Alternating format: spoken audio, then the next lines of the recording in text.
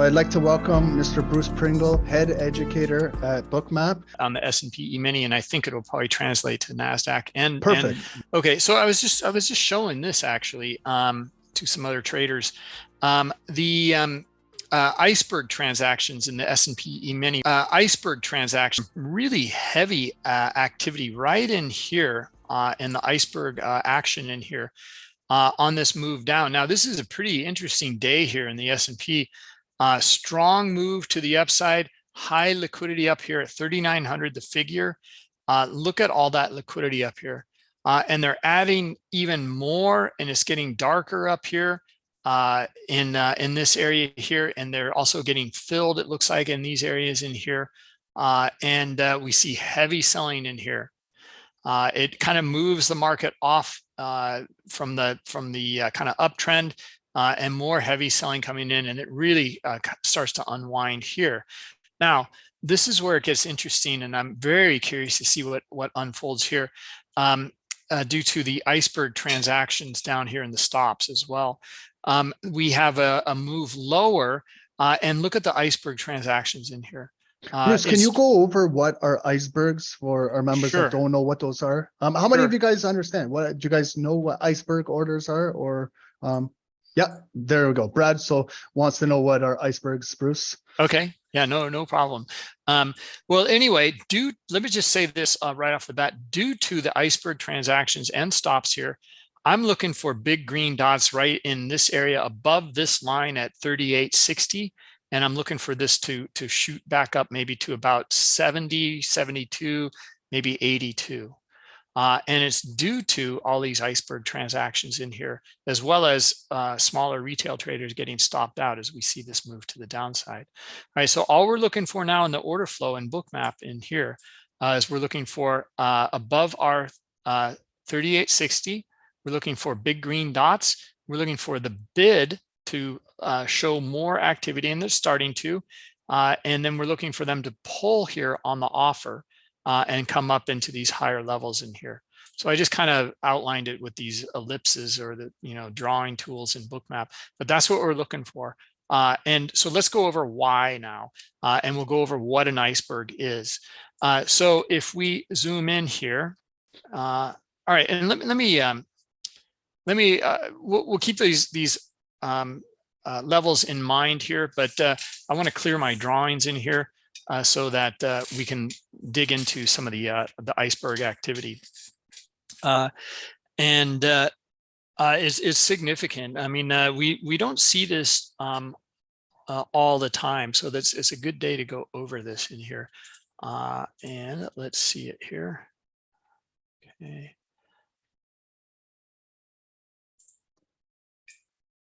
There's all sorts of things going on in here. It's kind of crazy. All right.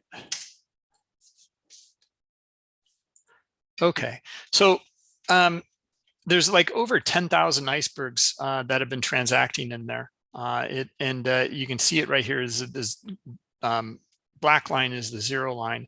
There's more from this part on, but it's really in here that we want to focus. And see all this really heavy selling into heavy icebergs. So what is an iceberg order? All right, so it is very, very simple, actually, and it sounds so complex. Yeah, I have another resource. I think I might show you guys that. This might be a better idea. Hold on a minute. And I'll find this resource. Okay. All right, this is something we put together a long time ago.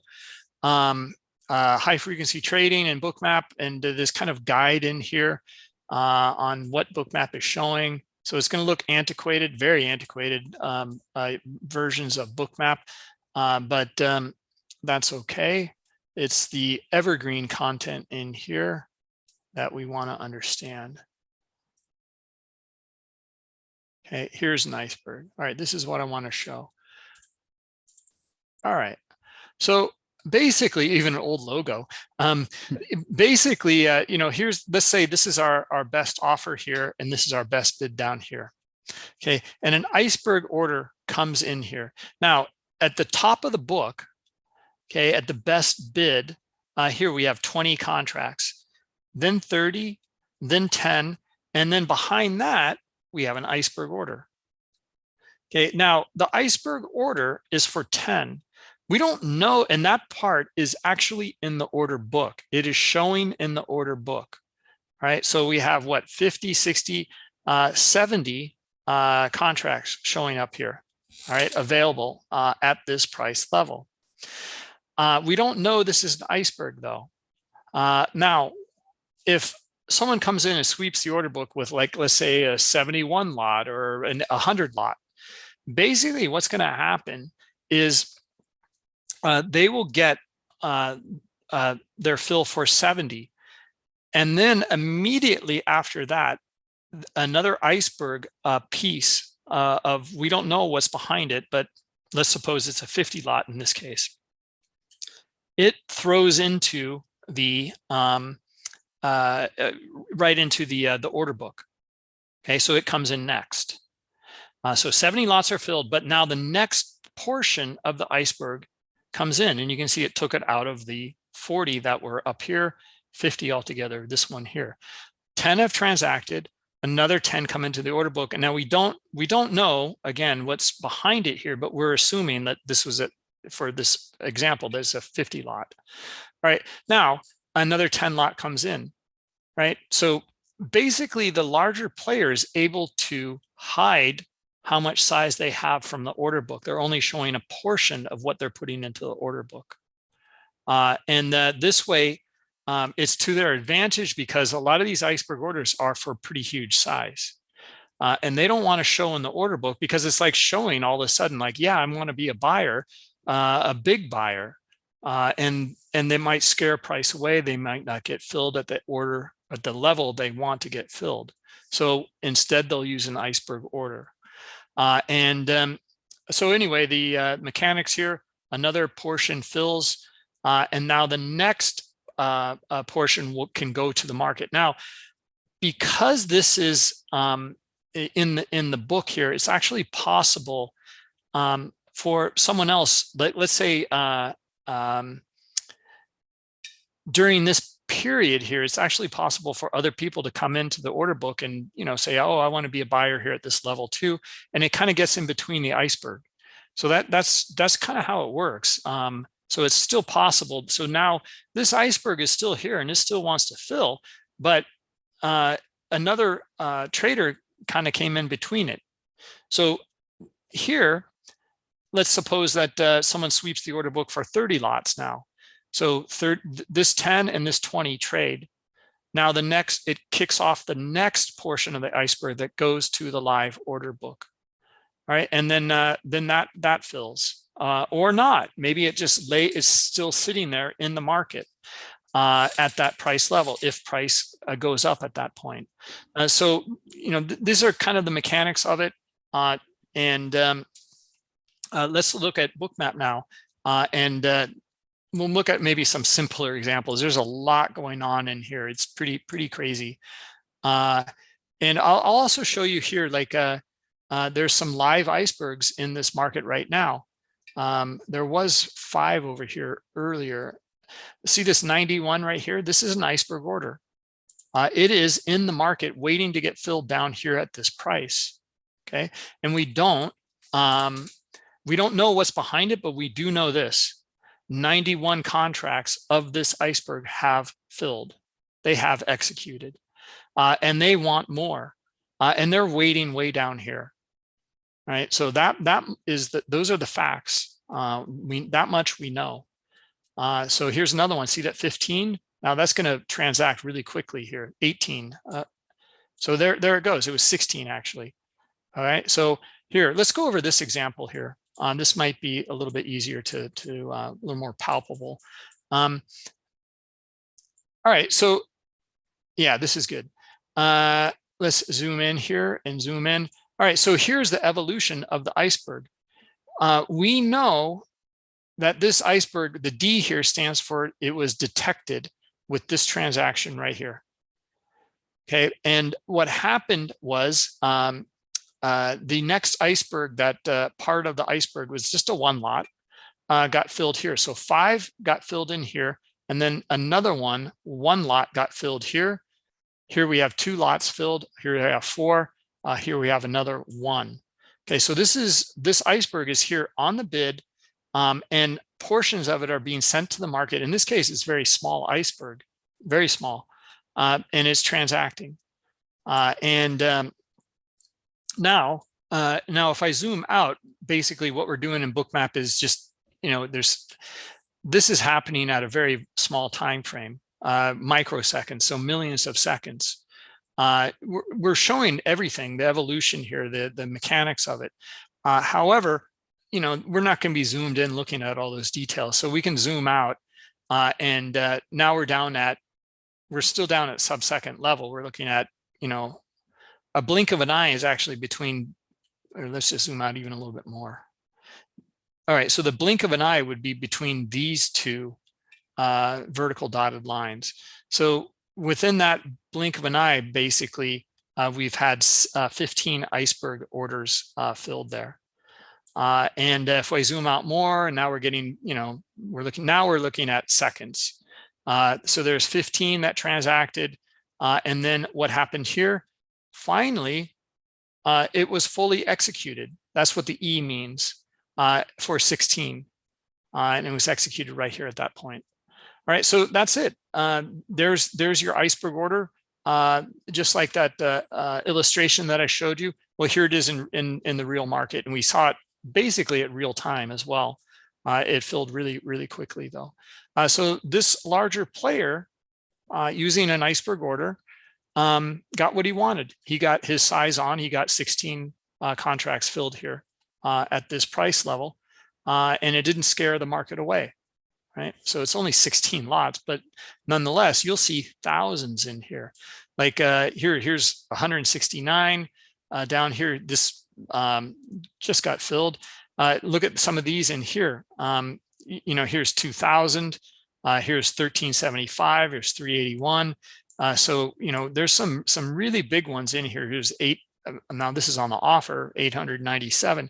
These are large players in here, and they're getting filled with their iceberg orders. I hope that illustrates it. Is there any questions on it? Brad says, is an iceberg a set of orders like ones from market makers? That's a question in the chat. No, market maker is a whole different thing. It's actually, they're doing actually the opposite. They're providing liquidity as their service. Mm-hmm. That is their job. Is to provide liquidity. They're making the market. Mm-hmm. An iceberg is a larger player that does not want to show size. They want to hide it from the order book. It's basically kind of like, you're not showing your cards, basically. Mm-hmm. You don't know how many you want to transact. I've seen in stocks, for example, in the S&P, you don't see it very often. But in stocks, you'll see price hitting. I mean, like, see this sell-off right here, now? It's selling off big time. NASDAQ is dropping. Yeah, so it's selling off here.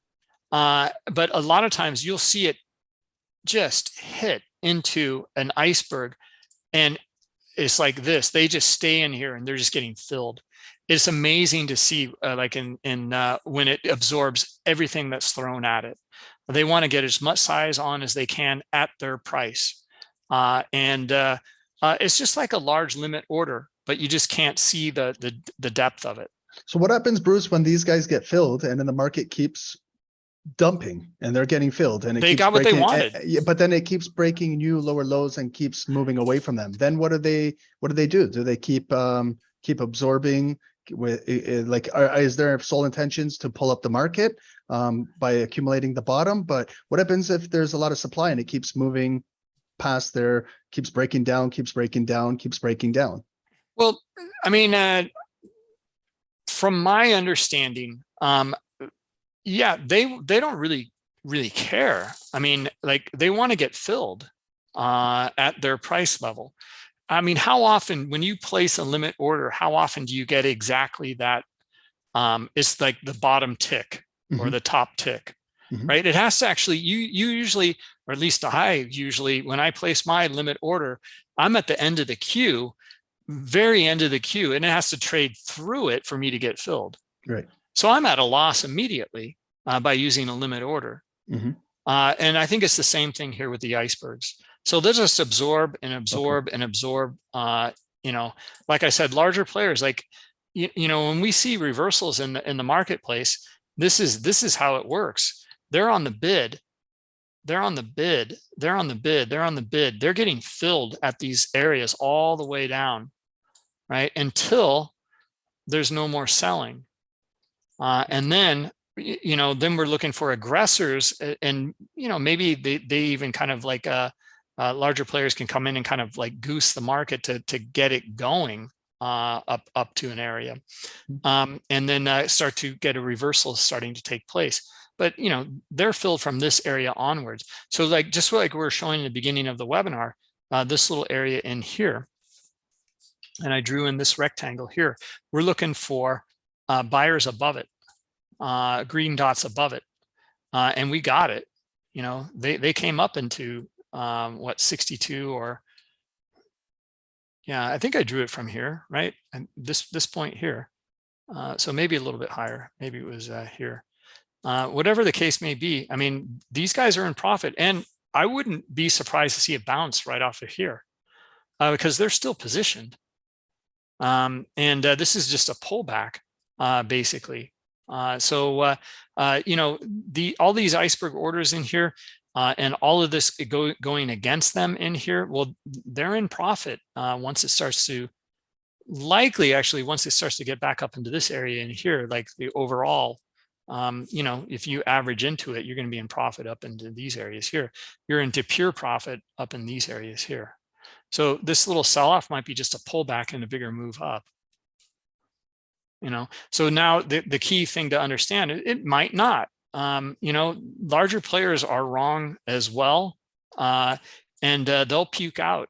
And then if that's the case, then Ronnie, I mean, what we're going to see is likely if they don't have any more power to buy, well, then they're going to have to start selling.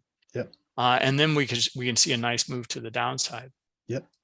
So again, it's this context of these the order flow here, but because of the stops and icebergs, we're looking at the order types, and due to the order types, we can kind of understand that it's a larger player that is using an iceberg.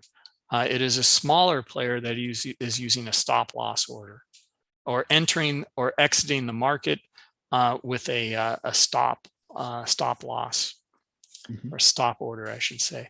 We don't know if they're entering or exiting. We just know that it was a transaction of a stop.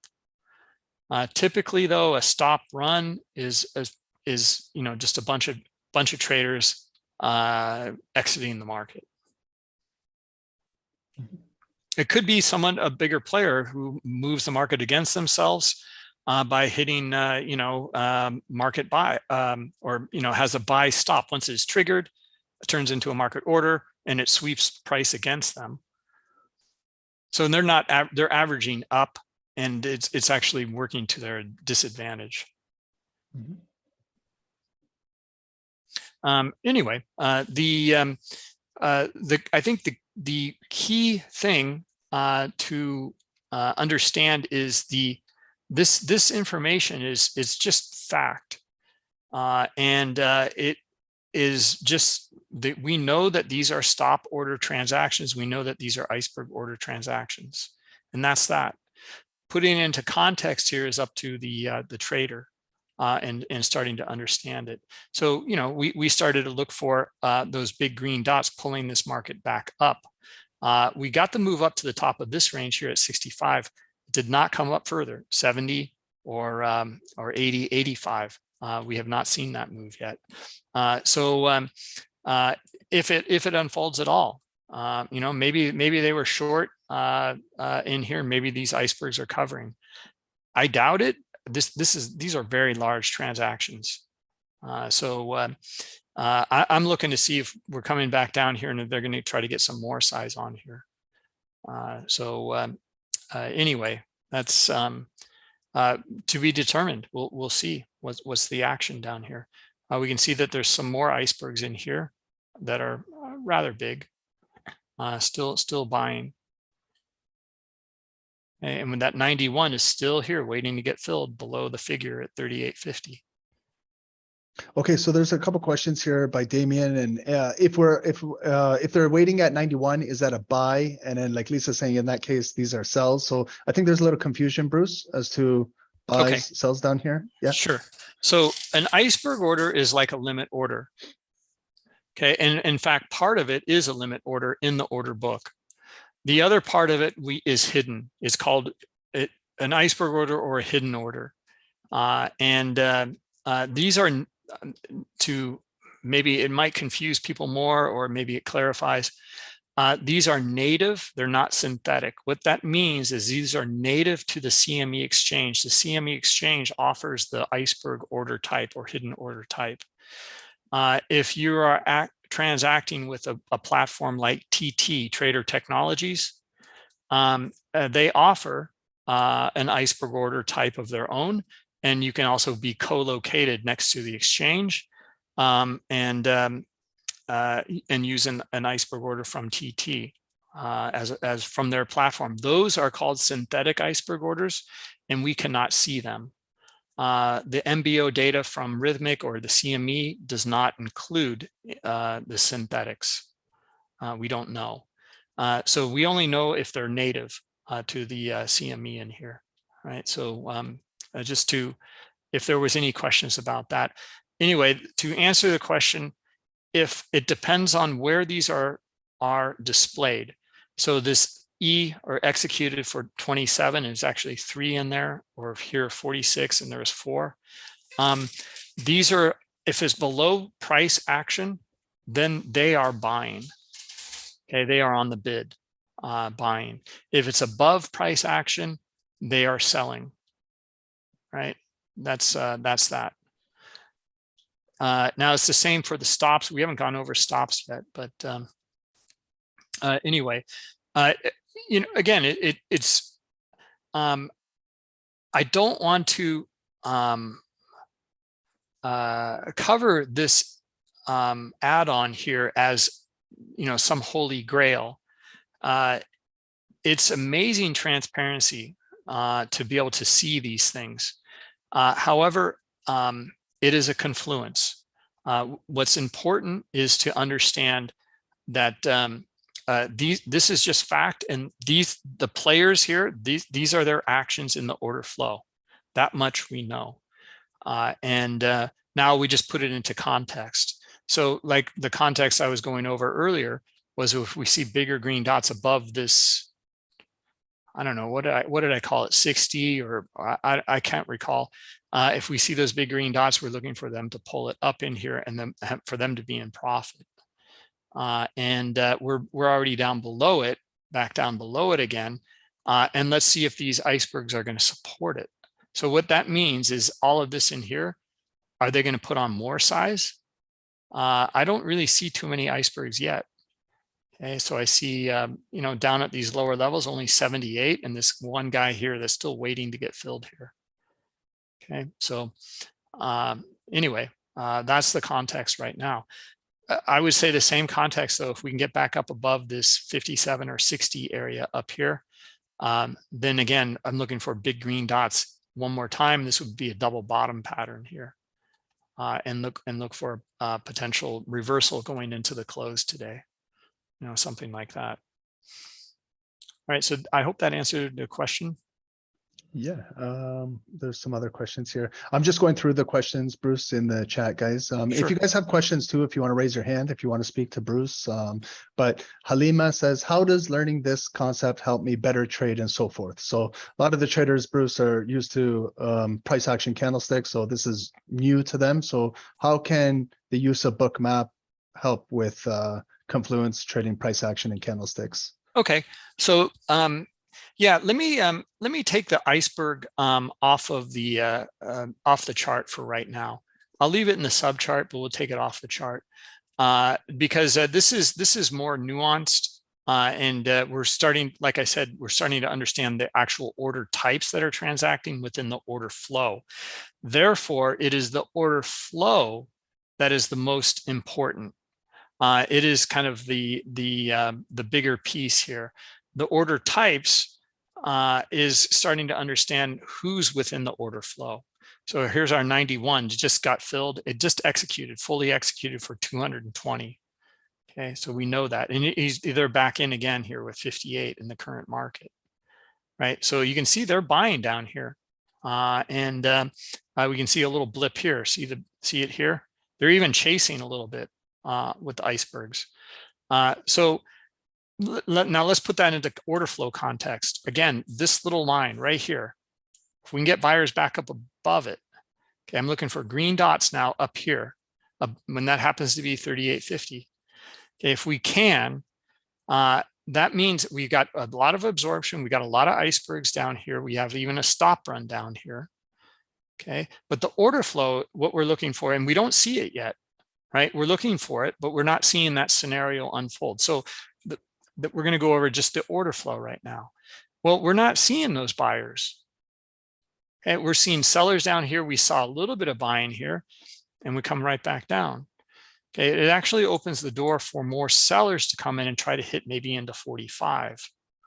Now, what if we don't get any sellers down here at the bottom?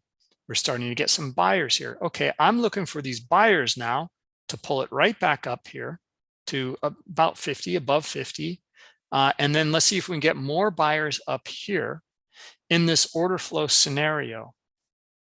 If we can, likely we can get them to trade up into 52 and 55. Okay, just by understanding the orders in here and the transactions that are taking place, it means that we see some selling here, not too many here, some buying starting to come in these areas here, but they're still not able to pull that market back up. Not yet, right? So, you know, we're going through this scenario. We're looking for it to unfold. It has not unfolded yet, right? We're looking at this price action within this little area here for a bigger move, maybe up into 55 or so, all right? So now, if we get more and more sellers back down here, they're just going to take it right down to this liquidity in these areas in here. Okay, so 46, 45, etc. 43. Now it's getting really interesting in here because look, another iceberg here, 250. It's pretty big.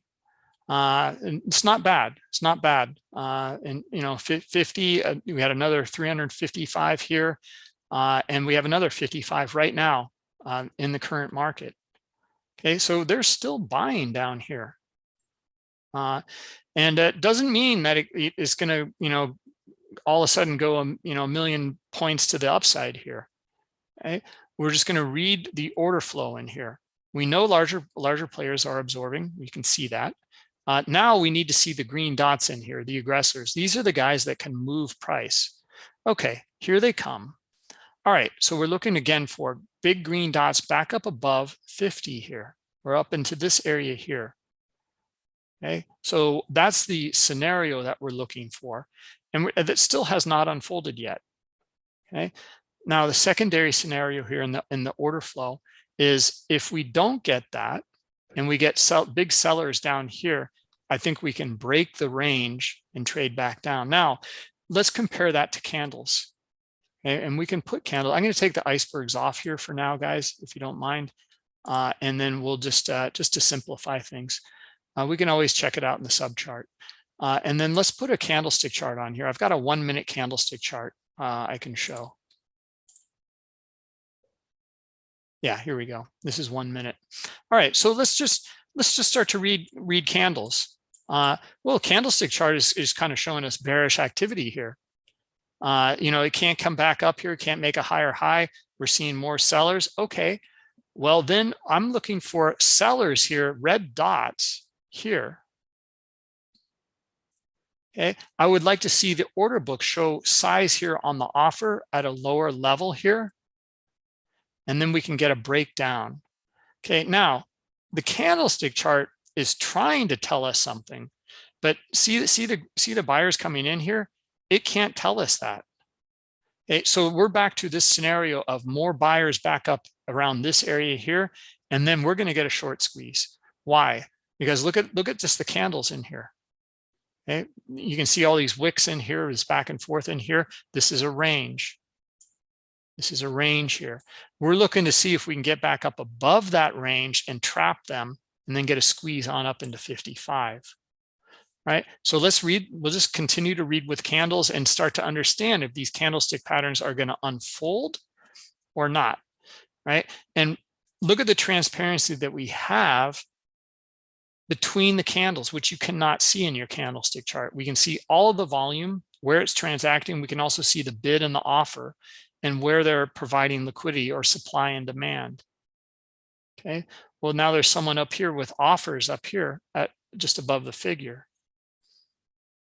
And we still haven't gotten much insight right now. It's still just, you know, chopping around within here.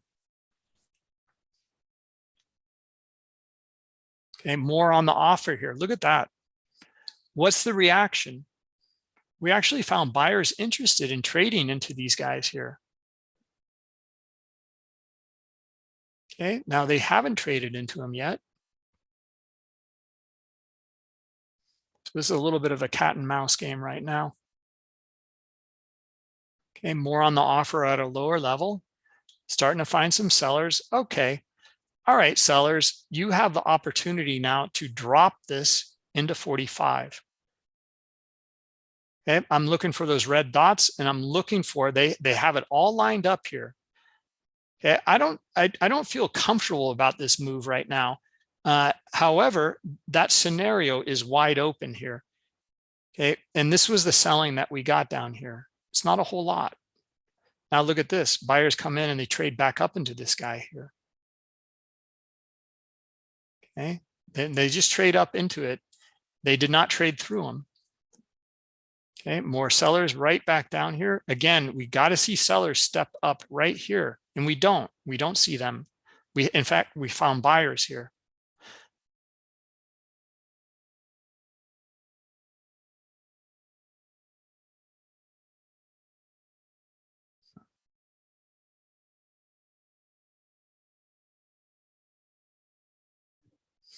Getting ready to break down.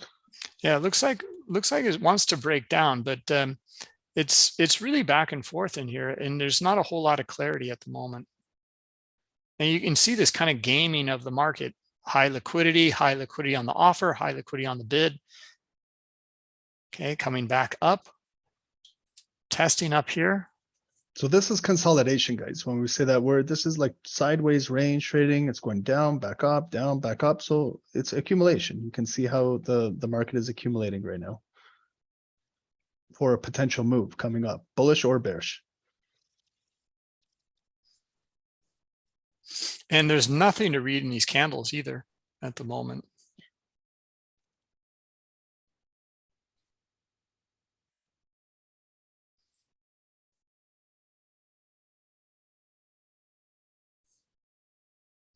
Okay, here come our buyers, top of the range. Okay, pretty good. Okay, now did it accept above and a break above, or is this going to be a false breakout? Well, right now it looks like it wants to go higher. Let's look at the order book and get some more insight. They're on the bid at these levels at 48. Not seeing the buyers here. There we go. There's some buyers. Okay, we're above our range. Okay, let's see if we can get more buyers now and try to break out up into this liquidity here at 53 and then maybe 55. Okay, so I'm being kind of careful on this one. I don't see, I mean, the green dots are here. Okay, we're looking for commitment on their side, and it's looking much better now. So it looks like we got the move here. Yeah, this is kind of a little after the fact, but you know, I would miss this one. But nonetheless, the order flow was in here, and we saw it in here. I just didn't quite trust it. There's been other times where then all of a sudden it shoots right back down here, and we get sellers, and then we get the breakdown. All right. So anyway, maybe we'll even get a pullback to here, back to 50 before we go higher here. Right. But look at the buyers come in.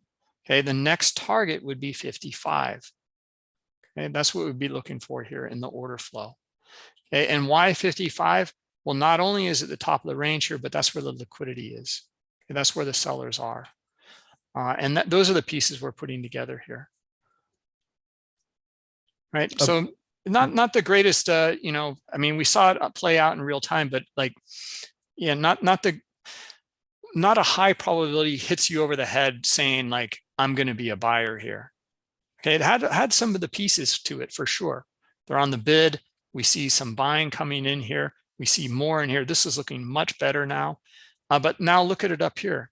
Are we getting a lot of buyers up here? No. We got to see interest in the buy side for it to go higher.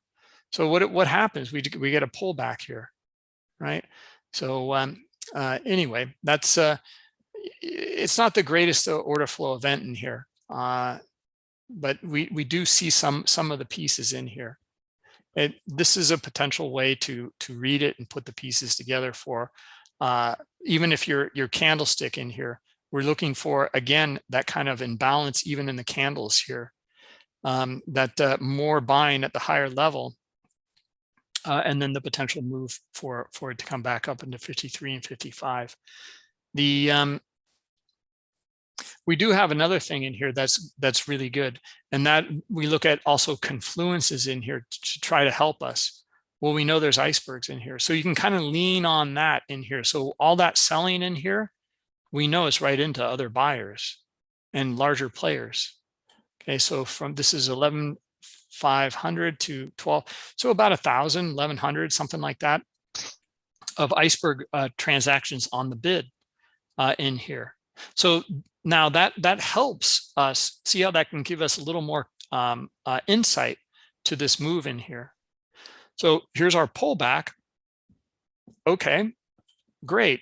I'm looking again for more buyers right here at 52.5. Let's see the bid light up a little bit. We should see it. I'd be looking for on the bid here, some interest to buy at a higher level, and the reaction to be green dots. Here's a little bit on the bid, but way down here. And that we want to see it up here. Okay, so we're just kind of understanding this auction. You know, we want to see them on the bid at these higher levels here. We want to see green dots up here, not lack of green dots in sellers.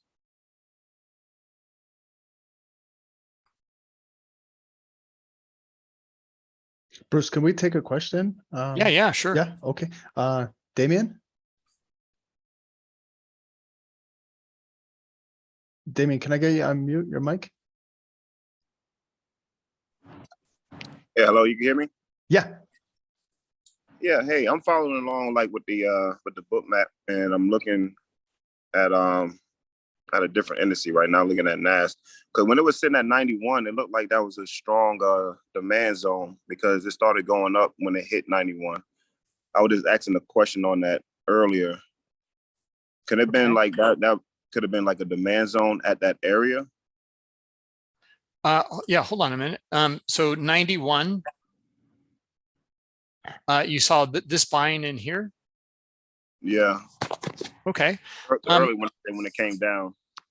Well, this looks pretty strong to me. I really like it. I love the NASDAQ, to be honest. I prefer it. But most people want to look at the S&P. All right, so here in the NASDAQ, I mean, you can see that buying cluster up here. Right. And then there's even more buying on a retest back up in here. So it's looking pretty good. Like it wants to trade maybe up to 95 or higher, 500 maybe. Okay. So it's due to, again, like, you know, all this back and forth in here and starting to read the behavior of the traders in here, their participation in the markets via their transactions and their limit buy and sell orders. And we start to see something interesting here, but really up here is where it's really getting interesting. And then once you start to see a little bit more up in here at around, yeah, maybe 90, 91, like you're saying, that looks really good to me. I would look for it to trade maybe back up into some of these previous levels up here where it dropped from up in here. So I think your read is great. Now what happened? Well, the market came right back down, and we got below these levels here, right, on sellers. So that move played out. We're coming back down, and we see there's more sellers now, and they're able to go to lower lows now. So basically, nice job, nice move up into here, 500 or just a little bit above. There's a dump right now. Well, this is part of the order flow in here. We see this move all the time, to be honest, and the way we cover it in our webinars is by looking at. We always look at where that demand came in and where these aggressors came in, and start to mark those areas up. So, for example, here, this is where they kind of broke out from in here, right? So our 85 level. And then we see this in here looks really good as well at like what you just said, 90, 91, somewhere around in there. Even in here looks pretty good. Let's just leave it there at 91. Now when the market comes back down, we're still looking for a bounce out of here. We're looking for buyers to support it. And we didn't get it. We got sellers in here taking it down more. We want to see in these areas in here, we want to see a strong bid like in here. See all the orange in here? We want to see strong bid. So basically what we're looking for is, let me clear these for just a second. What we're looking for is a lot of support in here on the bid. So in the order book, you'd be looking for high liquidity to like support the breakout. And then for them to even want to be buyers at a higher level in here, right? And then we're looking for it to retest back up into where these sellers came in. So here at 93, maybe at the swing here at 97, or all the way back up to over 500 here. We did get a bit of a bounce here. It was kind of short-lived, and actually they are in the order book here. They are getting filled here. They pulled here, so they got filled here, they pulled here. This is where we come back up to where these sellers came in, and we're lacking our buyers here. Here's where the sellers are able to break it. Right now, I know this is hindsight. Bruce, is it that we're lacking buyers up there, or there's more offers up there? Like that might be confusing to some of the members. Like, are we lacking the buyers, or is there more selling exhaustion? pressure? It's exhaustion. Yeah. So you can see it here. Here's a lack of buyers here. There's no green dots. There's no green dots here either. And it's these little pockets in here. You can actually see where the sellers took it down, right? And no one's interested in buying back up above that level. Okay. So that little microcosm right there this is a bigger picture here. Whereas like, here's where the buyers came in, they broke it out back up above here. And this is where the sellers, there was no buying interest down here. The sellers took it down through. Mm-hmm. This happens a lot. We're looking for that buying pressure or lack of sellers and the bid to be really strong in here. A lot of times though, you'll see it just trade right through it. No one's interested, and they'll let it fall. They'll let it fall to either the high volume node to here. You can see it right here, or bottom of the range. And if there's even more selling pressure, they'll break the bottom of the range, which is what it did here, and continued on. So how do you manage something like that? I think is I like to take partial profits along the way, move my stop to break even, and I'm looking for them to support it, and looking for it to continue. If it doesn't though, I'm ready. I've gone through this scenario of what this looks like. I know what it looks like. And if that does start to unfold, I'm going to get out, and I may even consider reversing. Mm-hmm. Okay. So protect your, because the order flow event is in here. We can explain it, the order flow event. How do you manage it though? by taking some partial profits and then looking for the next event, putting your stop at break even, and just waiting for the next event to unfold. Perfect. I appreciate it. Thanks, Damien. Great question. Bruce, we have a question also in the chat. STR address. Can Bruce explain what are the differences between, like, on your DOM, like the COB, CVP percent, SVP, and the use of stop data under? Sure. Yep. Okay, over here in the columns, so everything to the right of the vertical white line right here is the current market. This is our current best bid and offer, last traded volume. This is the current order book here in the heat map. It is related to the COB column here, right? So this is our price ladder, and you see the COB column here. So these are contracts here. This is liquidity. These are limit sell orders.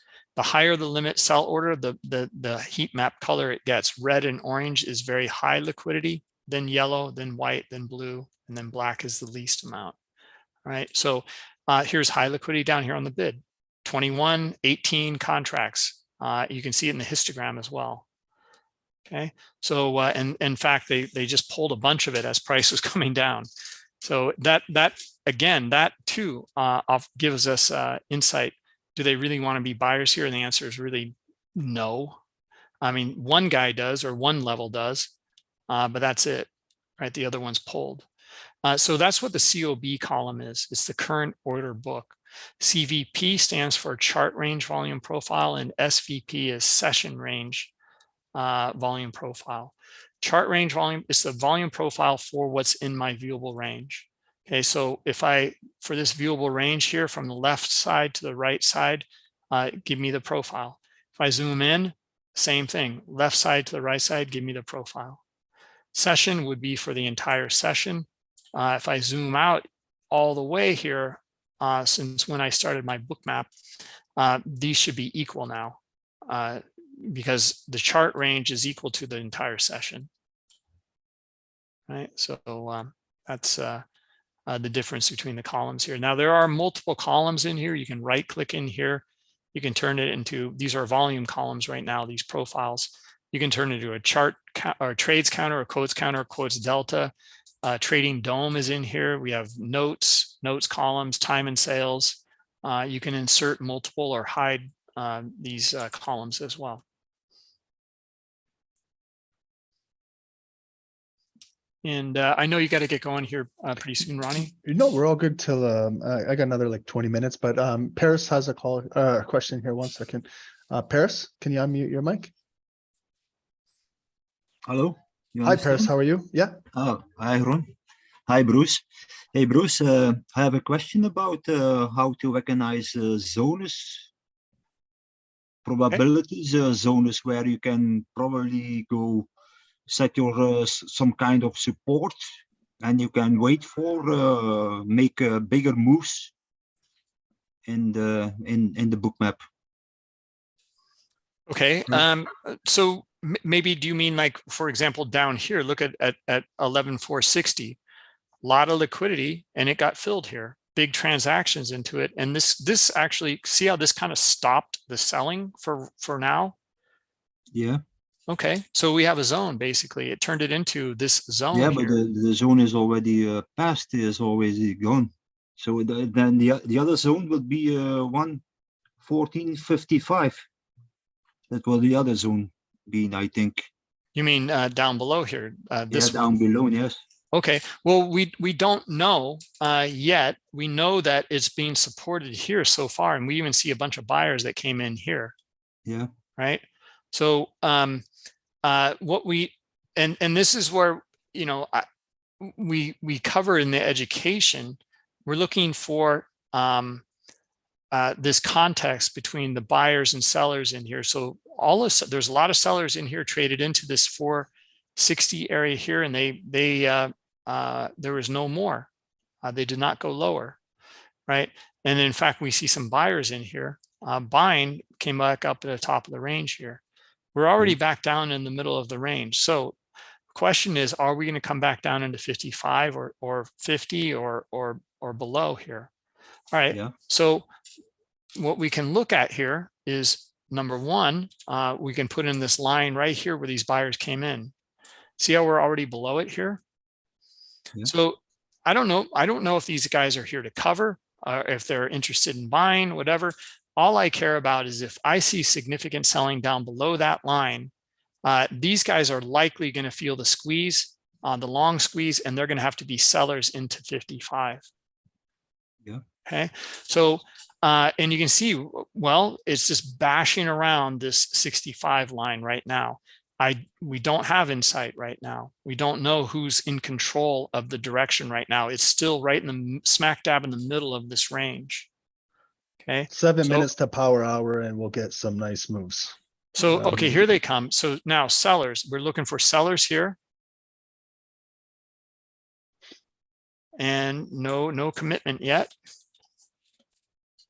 And then again, we're looking for buyers in here. And then we're looking for back to the top of this range, either here at 72, but I really like 75 here. Okay, so and no real insight yet. This is looking better on the buyer side. Yeah. All right, buyers, you got it here. Let's see now. You've got the power. See the buying pressure come in here. They should be able to reach up. If this is true buying and there's no one, the sellers are stepping aside, we're looking for this to break out from 72 on up. Okay. So we're looking to be a buyer in here on up into this 482 or 483 here. Yeah. So we're at a critical area in the market too here, because this is like where Wall Street opened up. It's made a full complete retracement from Wall Street this morning, the big pump, and we came all the way back down. So we're back to like 930 Wall Street cash open levels here. So maybe they're going to protect it, hold it here going into power hour, or they might bring it back down and break it, and then we'll see a further drop. So it's at a critical time in the market right now. Yeah. I mean, it's pretty volatile right now. I'm still seeing, I mean, we don't know if all of a sudden a lot of sellers come in and then boom, we're going to come right back down to 65. The same question that was about earlier, these kind of pivot lines here. We're assuming that there's going to be support here by buyers.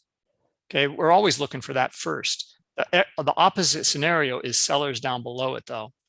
And if we do, then they're going to come right back down to 65. Now we're looking. I don't even see the sellers right now. We're still seeing some kind of buying. Even though we're below this line here. Yeah. Okay. So let's see if. All right. So yeah, no real insight here, and we're looking for something very distinct in here. Now there's a little bit more. See the bid in here come in. Okay, so, and we saw buyers come in. So, the market, it makes sense as well. If you're a larger player, how would you know? Well, wouldn't you test it? I would throw in some limit orders in here and see what the reaction is. Is there buying pressure? Is there selling pressure? This is where the use of a feeler trade, guys, at SST, throw in a little small feeler, test out what's going on there until you get a clear indication. And then, sorry, Bruce, we don't want to reveal our secret here, but yeah, guys, anything can happen, guys. In 5 minutes, we're going into power hour. So okay, thanks. It's pretty skittish right now. However, I still kind of like this buy side here, as long as we can get these guys up here. It's one of the things we look for in the webinars is really something that we can lean against in the order flow. And right now, there's not a whole lot. It's just some of this buying up at this area here that kind of broke the high. That's it. That's not a whole lot to lean on, right? Now, when we see a strong move of something, and then you see kind of a low volume pullback, then we're looking for another strong move to really pull that. Now that's something more to lean on. Right now, it's just really back and forth and choppy within this range in here. So we were up above, we're looking for the breakout. It was looking pretty good. We're back down below, even below 65 here.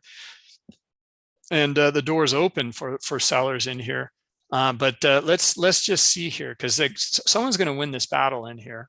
And we're going to get that clarity here. It's at such a critical area.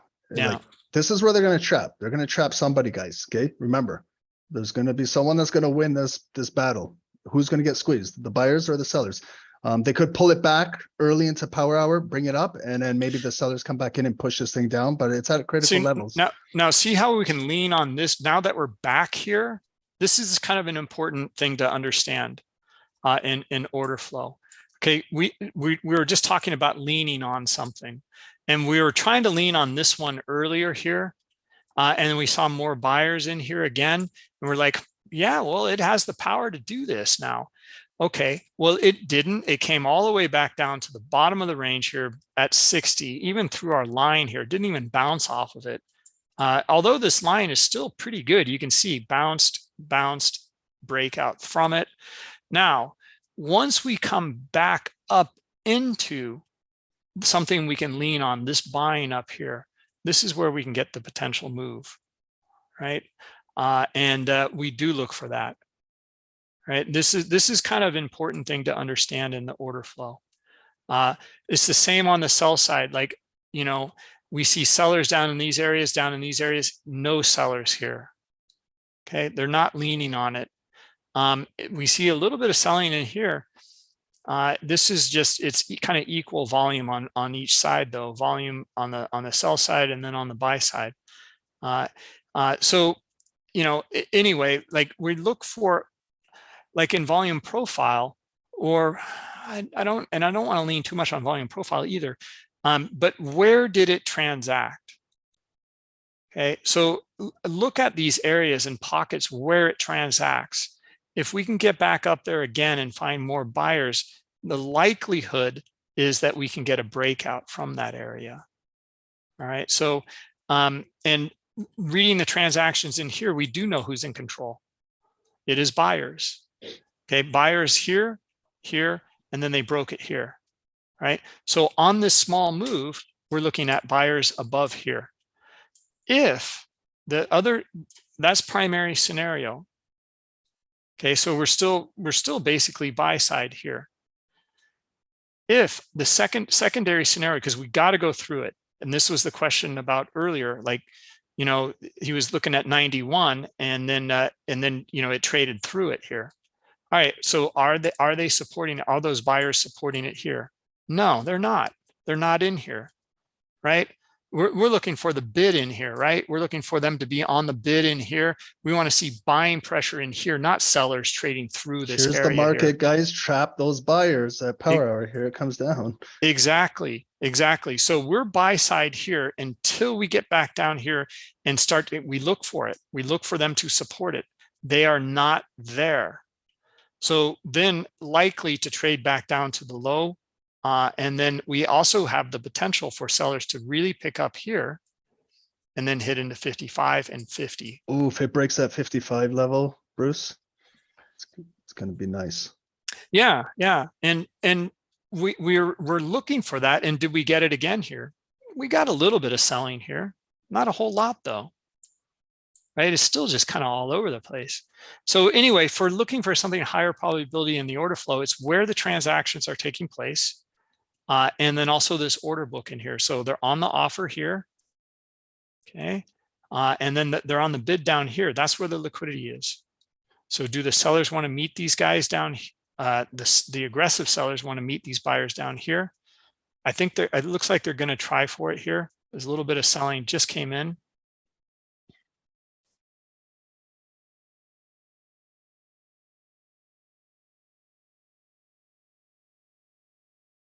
And here they go. They should be able to do it now. They got clear sailing into 55 here. Yeah, it's getting down there. Come on, baby. And they're not really showing up. You know, this is not the kind of activity we want to see. Right? It may still do it. I just, I have to be honest, like, it's just, this is not the behavior we want to see in here. I don't see commitment on that sell side. I don't see a lack of buyers up in these areas here. So, I just wouldn't touch it. Here we go. Now they're committing. Okay, so now we finally got it. Okay, and then that's the strong move. Now we're looking for pullback and continuation of the strong move. So now we know that they're committed here, right? So here's a pullback here. Sorry, Bruce? Yep. Oh, sorry, guys. I just. Oh, can you got to guys hear get me? going? No, Yeah. no. I just had a little glitch on my computer. Guys, are we all good? Can you hear Bruce? Yeah. Okay. Perfect. Sorry, Bruce. I just had a little glitch. Sorry, guys. It's kind of all over the place here today in the order flow, but we're looking for the easy move, and like this has been really choppy in here. And then look, I think I'm looking for the easy move here, sell side. And let's see, we got the move into 55. And let's see if we can get leg 1 pull back, and then leg 2 into not only 50 but even lower here. Okay, so looking for sellers and looking for them to hit the bid into 50, and then let's see what else is down below here. Yeah, not a whole lot.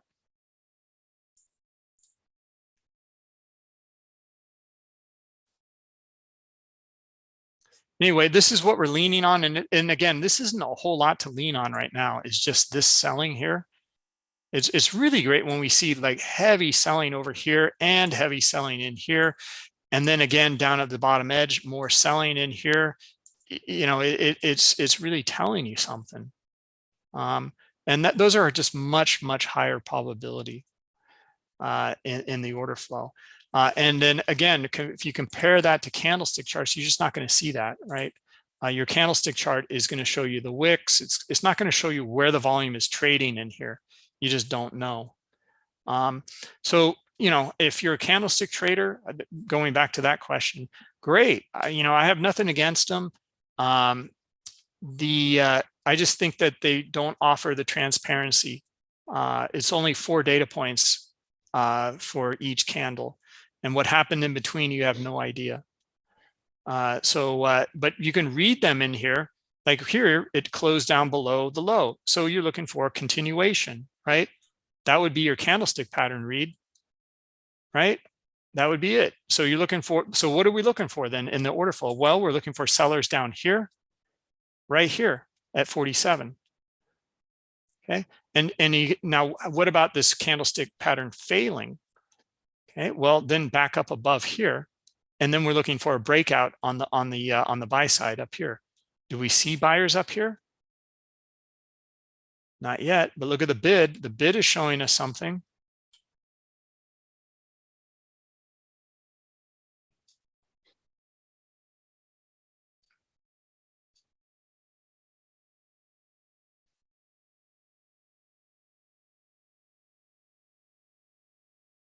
And the bid pulled. Now we see that now it looks like this candlestick pattern is going to follow through. Okay, looking for the breakdown here. Okay, because it tried up here. It tried, right? And we found more sellers bring it right back down. Okay, so putting these 2 candlesticks together. Okay, so what we're looking for is sellers here, and then the breakdown 42, 40. There it goes. Finally, well, it's still really choppy. It's still really choppy in here.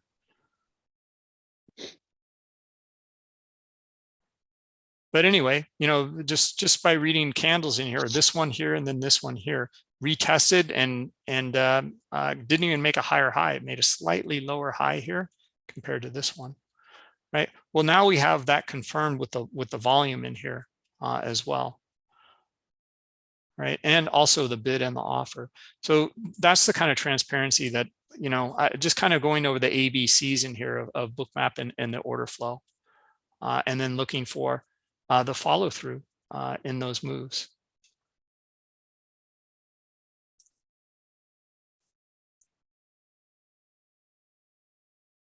Bruce, so we have a question also. Is this valid for stocks, crypto, and Forex? Absolutely. Yeah. We can jump over to Tesla, same stuff. See, I think it's even more transparent, to be honest, because in stocks, the behavior on the liquidity is very, very different. Usually larger players come in here and they're advertising at these price levels and say, I want to be a buyer here at 225 in Tesla. And they'll just stay here. Those can be really good targets. And again, same context though, we're reading in here. The price structure, the volume within it, and then also where the liquidity is. Okay, so this one's been kind of a little bit all over too. After in the afternoon here. So here's the breakdown of this level, and then the pullback to where it broke down. And again, we always look for sellers to be up here, and then the continuation of it. So strong move, pullback, strong move is a way, one potential way to take a look at this here. So this is the strong move, and this is where you can really confirm it. You know it's a strong move. Look at the volume. Okay, they trade into and through some of that liquidity in here, right? Look at the pullback up to this level in here. Okay, this is less buying in here. This is a low volume pullback to this level. This gets back to that question about 91. I think it was Darren or Dwayne or something was asking. We always look for the continuation of the strong move. But this is where we got to go through that other scenario, and we saw that chop, and it actually came back up above that pivot line in here several times today in this session. So anyway, strong move, pullback, looking for the strong move to continue here. So in Tesla, well, I mean, just looking at the picture in here, what are we leaning on? Well, we're leaning on this, and we're leaning on a little bit of that, and maybe a little bit of this selling in here. Yeah, I would say sell side 24, 23, but again, I don't think it's really too clear. I'm not seeing lots of commitment by sellers in these areas like we see buyers up in here. Okay, so that's the context. And if I don't get it, that's fine. It's not like I have to read every single order flow or have to trade every order flow event in here. We're just looking for some sort of edge in here. And if we don't see it, then just, don't take it. This is kind of iffy in here. Yeah, okay, I would still go sell side in general, but I just don't see the sellers down here, nor here. All right, so here it is in stocks. We can also jump over to Bitcoin as well. Where do I have it? Here it is.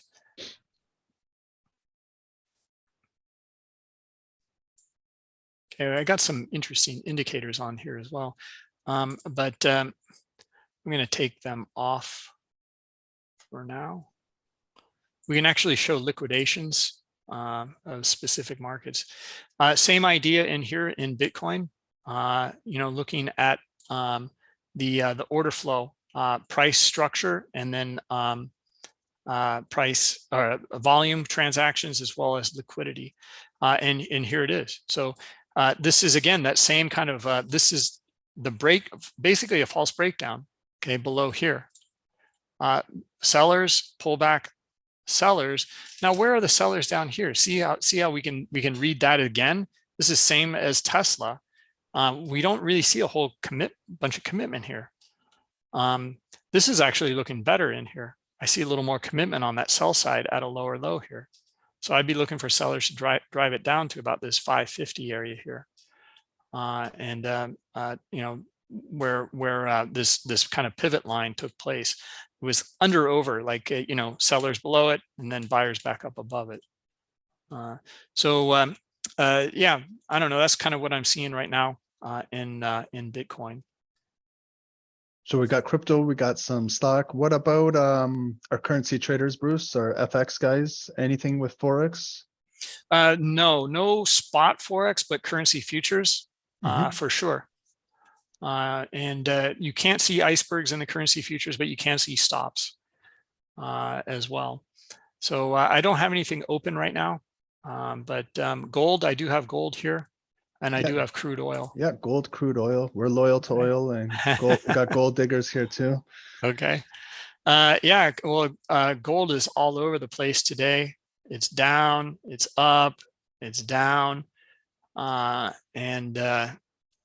so I'm buying. Again, like, looking at the majority of the traders is what we want to look at in the order flow in here. Like in here, see how the sellers come in? This is great. We want to see that. We're looking for them to continue to sell. This is where it was upended, and we get the move. And in fact, look at even the pullback here, and it bounced off of that back up in here. So, it's kind of all over the place. Now we're back down into that area here yet again, and we're starting to see sellers come in. Okay, so now we had some sellers in here. We might get enough sellers to hit down into this area here, and we're just not seeing a lot here today, guys. I mean, like if we saw the commitment, sellers are not bad here. We need to see them again here, right? So we're leaning against that sell volume in here, and then looking for the follow through to the downside here. And I just don't see it right now here in gold. So I would stay away from it, and it would keep me out of the trade. I will wait for something that really is telling me that sellers are coming in, and that likely they're in control from up above in these areas in here, and then likely we're going to trade back down into this 667 area here, 1667. Crude oil. Let's take a quick look. This looks interesting. High liquidity just filled in here in crude. This one is trending. See how we can lean on this like buy volume in here, and start to look for more buyers at these levels. Now, okay, it kind of exhausted out here, but then we got the buyers in here in the breakout, right? Yeah, and still more buyers up here. So this is bullish, and we're looking for. And again, here's another move and a pullback here, looking pretty good, looking better. I'm looking for buyers above this 88, 10 or 11 up here, or up into it. And then we can even look at maybe like kind of breakout, pullback, and then continuation here, right? So I'd be looking for crude to trade up into this 88.20 level up here, something like that. Okay, top of that range here. Let's see if we get it. We might get it here. I know we got to end here. I know that, guys, I took up so much of your time last time. You just had so many good questions. No, Bruce, you can go. My wife texted me. She's on her way to go grab my son. So I'm here if you want to still, if you have time, stay. And if snipers want it, there's no time limit. Yeah. Okay. It's up to you guys. Like I'm here for you. Answer any of your questions. Go through any features or components, as well as order flow questions. No problem. Okay, thanks, Bruce. Yeah, guys. So we don't want to waste. If you guys have questions, raise your hand. I went through the chat. I answered all the questions in the chat pretty much.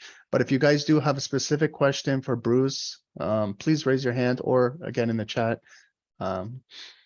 Let's utilize this time while we have Bruce here. But see what I mean? Like up in here, and like this is looking pretty good because we're bullish in general, and then we see this here, we see a pullback here, and then we're starting to see more buyers up here again. So this is like higher probability. Okay, so now we're just looking for them to pop it. It's an 8-cent move up into 20, but that could be just the beginning. In terms of management, I would take some off there. At 20, and I'd be looking for maybe a better move up into, I don't know, highs of the day, 35 or 40, maybe 50.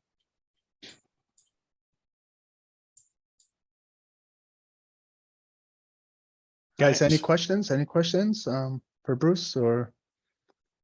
Yeah, okay, we got a question. 1 second, Bruce. Pedro?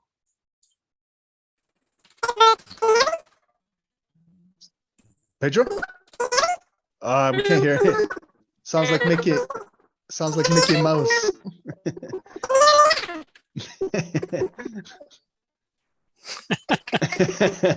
We got Mickey Mouse on the call.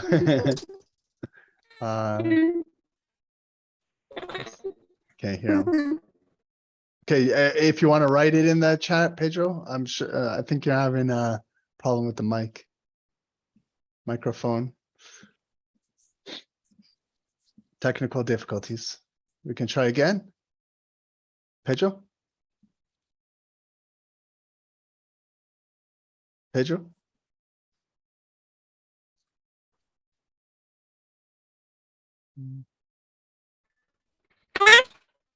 Yeah, it's not working. Do you want to just ask in the chat? Maybe just ask in the chat, Yeah. Pedro.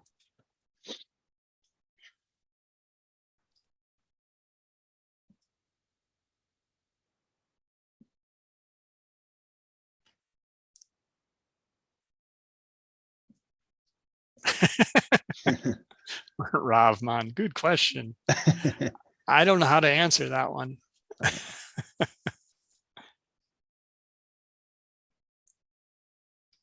Yeah, okay. Anybody else until maybe Pedro gets his mic fixed up or write it in there? What about the Liquidity Tracker Pro, Bruce? Liquidity Tracker Pro is for MBO data, and it is showing. I don't even know if I have it open here. Let's go back to this NASDAQ. God, this NASDAQ is just all over the place. Look at this, right? It's time to pump now. Yeah. I want to actually take a look at the S&P because we're looking at those stops and icebergs in here. And I'm just so curious to see what unfolds with that. Our levels in here, we marked up way up here, way up here. So that's where these guys are going to be really in profit up here. And they're still buying in these levels in here. So we're going to have to see quite a move in here on the buy side to get back up into here.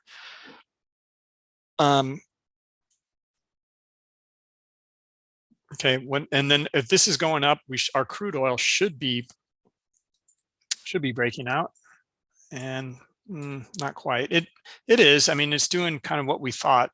And this was, so this was higher probability that this was the likelihood and direction it was going to go because of what we're looking at here in the order flow. Right, and we see some selling in here, but there's also some buying in here. So in the smaller order flow event, we're just looking for this to trade up to 20, and then let's see if we can get a bigger move out of it as well. Okay, I think Pedro's got it going. Let's try now real quick. Pedro? Okay. Hello, can you hear me? Yes, Pedro. Yes. All right. I had to dial in on my phone. Okay, I don't know what's going on. We thought Donald Duck was calling in. So I got a quick question. So S&P 500 and NASDAQ. So sometimes the S&P takes the lead, right? Like you see S&P like start to go forward and then NASDAQ is lagging behind. Or can you tell how to correlate that with the Bookmap? Like, do you see buyers or strong buyers on one and not on the other, or you see sellers on one and not on the other? Yeah. So there's a few different ways to do that. There is a correlation tracker. Between the two, there's an indicator. Let's see, I think I have it loaded here. Yeah, correlation tracker. And I can add it in here. Let's look at the NASDAQ here. Okay, and it'll be a red line, dark red line. Let's make it pink, actually. It'll show up better. Okay, it's just loading right now, the red text here. Yeah, we could look at it that way. I actually, I love looking at the correlated markets. This is one of the things. So for example, when we're looking and kind of hemming and hawing on an order flow event in some of these areas in here, this is, I think, something that can offer a real nice advantage. Is, you can pop these out into, different on different monitors, etc. In here. And then just look at the price action between them. Like let's just compare it here. I really like this. I also like opening up the Russell as well. It kind of does its own thing. It depends on the day, of course, or the the time. Like right now, okay, so what's NASDAQ doing? Okay, well, it's coming back up and testing the tops of these ranges. What is S&P doing? Something similar. Okay, so now NASDAQ is selling off here. All right, so is it likely that the S&P is going to break out right now? No. I mean, like you have a lower probability in here.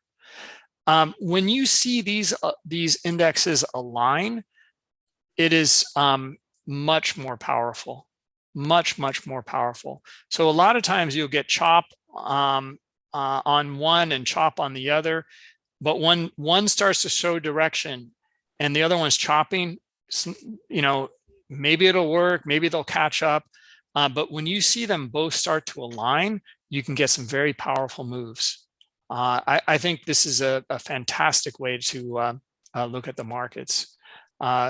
Correlated markets, as well as just you know, even kind of slightly correlated markets, just to understand, like, it's all relative in here. Like, what is the price of the S&P compared to what, you know, compared to the NASDAQ, or compared to bonds, or compared to, you know, maybe crude oil is an important correlation. It's not right now, but or gold, or whatever it might be. So, you know, here we're looking at our NASDAQ is pulling back. S&P is doing nothing. I'm not touching anything. Not until if I see that there's support here now on our line. We drew up our line here at 65, which is still important. If we start to see some support in here, okay, and we start to see some buyers come in here, yeah, then I'm looking for the S&P to do the same thing. And we've got something more powerful for sure. Okay, now what if this one starts to break down? Now I'm looking for excuses in this S&P for it to break down. And I'm not seeing anything right now at the moment. Is it crude? I'm Bruce? sorry, this is crude. This is Yeah. crude. Sorry about that, guys. Let's go back to the S&P. I didn't want to interrupt you, but yeah. Yikes. All right, so there's our pink line. That's the NASDAQ. All right, so let's take a look here. In fact, the correlation tracker is kind of getting in the way. All right, let's just take a look at this chart. Correlation tracker, NASDAQ's pink line, and then the S&Ps of the chart. All right, NASDAQ's going up, S&P's going up. NASDAQ's leading, okay, yeah, it looks pretty good. The correlation tracker is good. I like it. I personally like to see the order flow on both. I think it gives more insight. Okay, so let's take a look here. Okay, so they're pretty close right now. And yeah, I'm not seeing commitment yet on either. We're just back up to this level here. Okay, this is see where it dropped from in here, or you can see a zone in here basically, is what I mean to say, like this zone in here, and it relates to this zone here. Okay, and we're just bouncing off of it right now.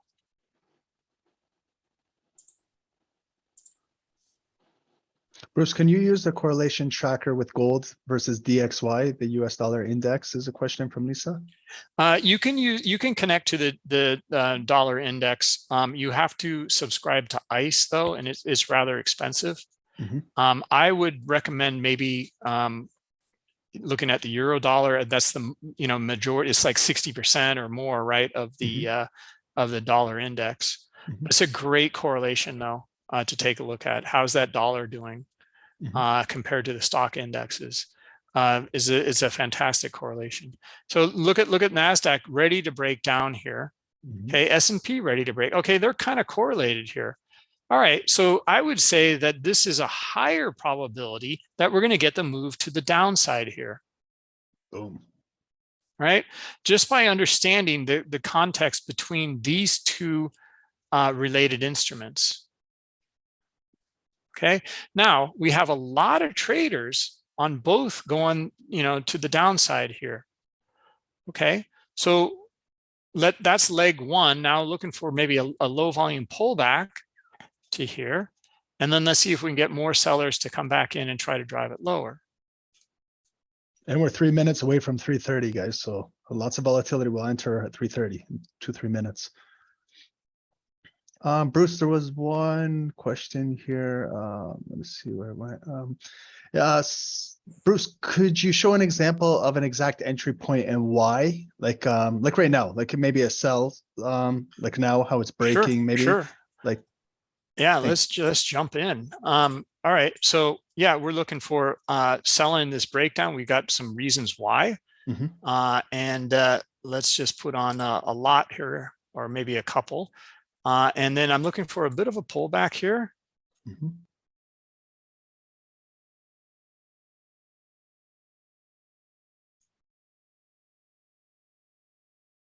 Okay, so what I'm going to do here is, if I'm going to be sell side, I'm actually going to put in a sell. See how I stayed out of that because of the order flow in here. I did not see sellers come in, and I'm going to avoid it. But this is our strong move, and this is it's just all over the place here. We're looking for both to correlate together and continue that move to the downside here. Well, and that didn't pan out. All right, so here we go. Now we're back down below, and I would put in a sell stop here. Let's see, can I do that while I'm in drawing mode? Okay. So actually I'll put in 2, and then I'll take some off at the bottom of the range if I can get that move.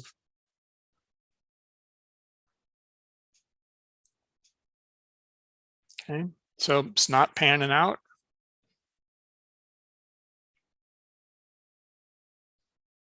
Anyway, that was the scenario I went through, and it's totally doing the opposite here, which has been basically been doing the whole session here. would you leave those in the market, or would you I'll change take your them out. bias now? As soon as we see a change in the order flow in here, I mean, it's still within this kind of bigger range in here. In fact, if you still have that bias, like there's a lot of selling down here, you can even maybe move it up and get involved here, trade it back down to here. Yeah, let's see if we can. Okay, so it's 3:30 now, guys.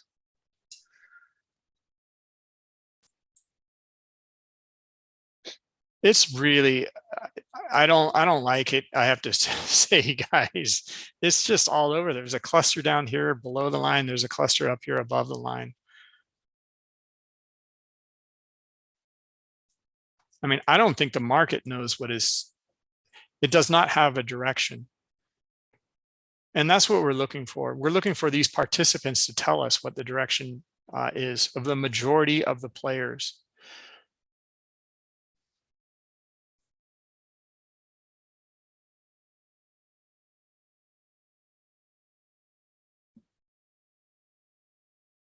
Nothing. All right, so I'm going to cancel those. Let's look for the next thing.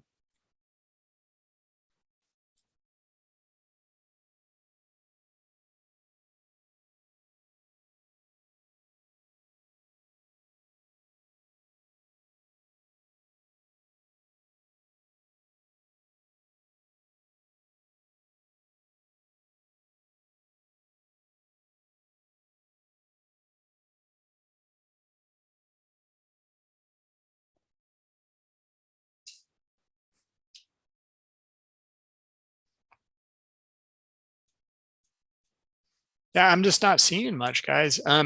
So this is just, there's no edge here right now. It is just chopping all over the place. Who's in control? Well, maybe we can get a little more buyers up in here and break out.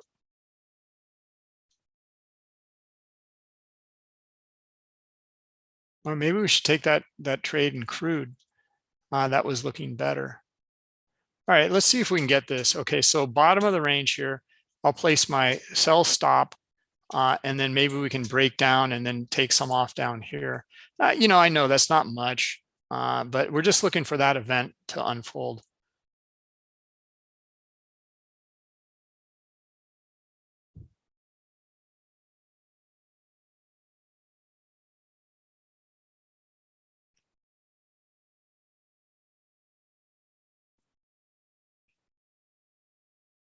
It's just horrible. It just it It's knows just- Bruce. it's- It knows you it's- want to get in. They're moving it away from you. It's just horrible right Yeah, now. it's not the best time to be trading. Yeah, It's just no edge here at all. they don't want to fill Bruce. They don't want to.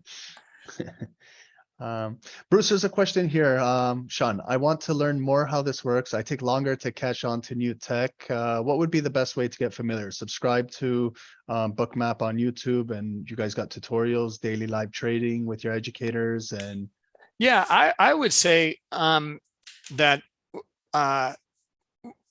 and we have, first off, we have this platform with all sorts of indicators and add-ons and bells and whistles, etc. The heart of it here is these three elements that we went through in the order flow, is understanding price structure created by best bid and offer, the volume within that price structure. Okay, where is it transacting to give us insight to where price might go next, and then the order book that can affect, have an influence on price, and it can also offer excellent targets where you're looking for price to go. Those three elements, start with those, and then come to maybe some of our daily webinars. We have an order flow educational course that's free, and learn about these markets, how they actually trade. That's very important to understand, because at the smallest level, just for price to move a tick is at the most binary level is understanding order flow, and then that can be extrapolated to much higher time frames. Okay, even a monthly chart. All right, so and then basically that use the Bookmap education as a foundation. Okay, and then come to Stock Snipers for your further education. We're just a foundation. That is our whole goal with our education, is to fulfill that need that you had asked there. How do I get more involved? We want to provide that for you guys, get you up and running, and then all the details, come here with Dave and Ronnie and go through what they're looking at and the edges that they're providing. Bruce, you should have kept that sell in the market. Yeah. Yeah. Well, no, even this is just, it's really pretty horrible. And it looks like it wants to break down now, yeah, maybe it'll come back down to here. But guys, if you just joined like SST, or some of you guys that have been here for a while, you guys know on the Zoom back end, we do the live trading with Bookmap. We do workshops with Bookmap. So we're going to do more of that, where you guys can ask questions while we're trading it live. We always show, anytime like we're going into trades, we always show what's going on Bookmap to educate. Bruce, if you want to talk about like how to sign up, guys, we have all the affiliate links and everything, that if you guys are interested in Bookmap and things like that. So it's a great platform. Yeah, the affiliate links. Stock Snipers, they're a Bookmap partner, and what we give the partners is the affiliate link, which will give you guys discounts on their. You have to commit a little bit longer time frame, so like 3 months, a year, or lifetime, but you can get really good discounts, and none of those are offered on the Bookmap website. So for 3 months, the deal is this: basically, you'll get the Bookmap Global Plus version. It has all these add-ons in it, not the stops and icebergs. That is not included. That is sold separately. Right, because it's very specific. You might be a stock trader, you don't want it. Why pay for it? So it only works with CME Group futures, and you have to have rhythmic data. So maybe you use CQG data for futures. It won't work.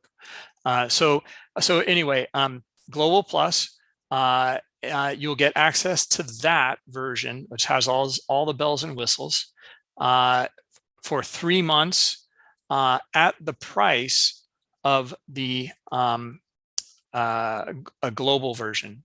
All right, so let me go in a little more detail here. Let me show you the website. Okay, so here we go to pricing. Okay, and here there's the global and global plus versions. These are the versions you guys will be interested in because they work with futures and stocks. 49 a month or 99 a month. Global plus is 99 a month, but you get it for 3 months. You'll get it for half off. Okay, so through Stock Snipers, and you'll get basically you'll pay $150, but you'll get global plus for the first 3 months. Then after that, then it turns into 99 a month. Right, so you get it discounted for 3 months. Same with the yearly offer. You'll get the global. You'll get the price for the first year. It'll be, I think it's $588,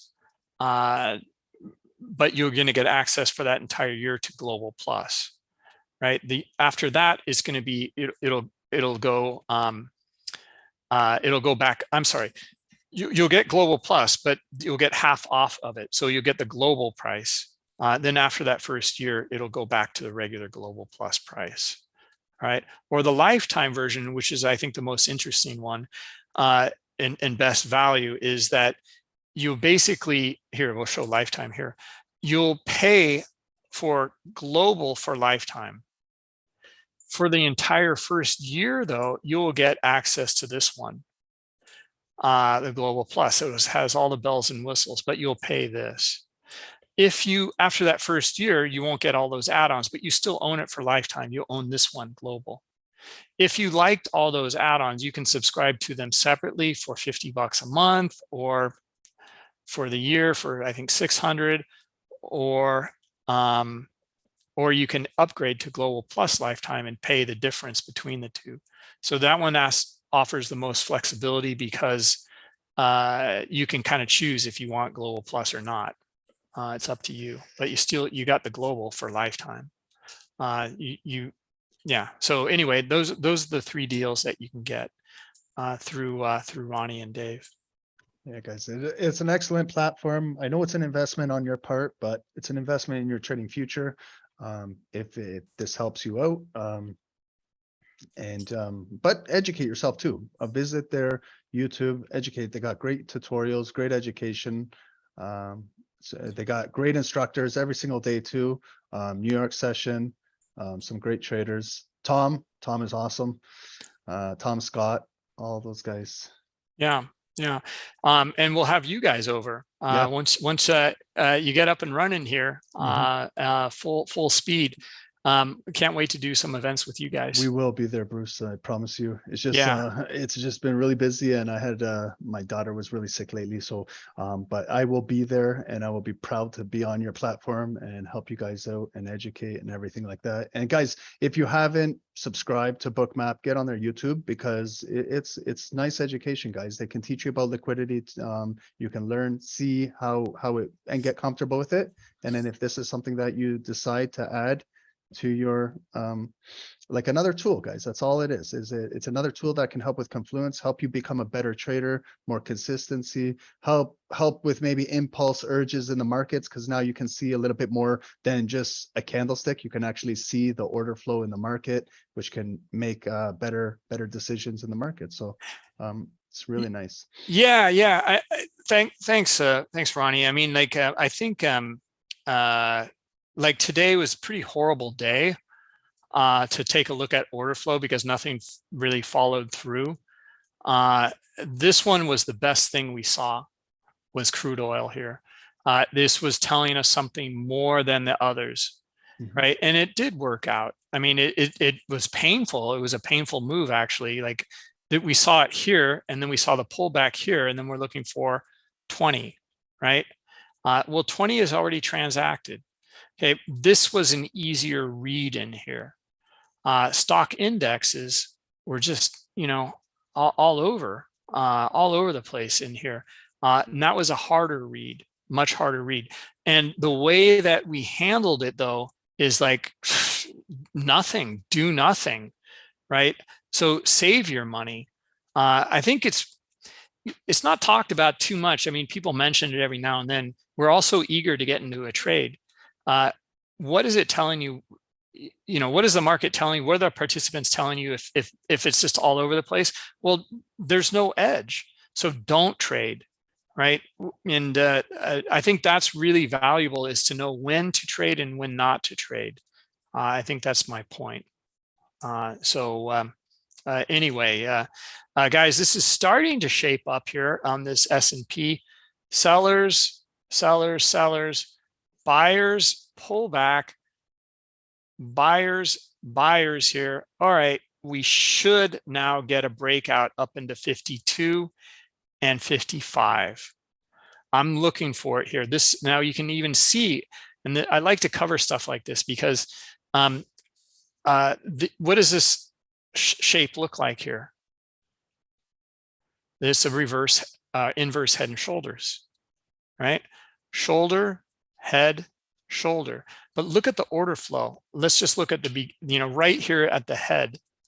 Look on this side here. Look at all that selling. Look on this side over here.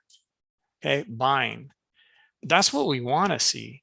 And we want to see it making higher lows and higher highs and commitment on the buy side in here.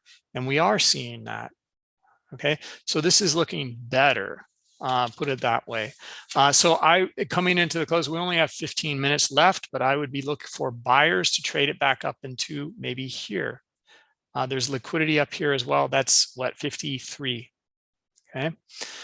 We already have leg one, and now we're looking for leg two. We already had some pullbacks here as well. So now we're looking for more buyers up here, and we're looking for the breakout up into 55. Now this looks much better. Okay, we're finally getting some sort of insight in here, and you can see it. I mean, you can, just like we just illustrated in here. So it is more likely then that we're going to get the move here. All right.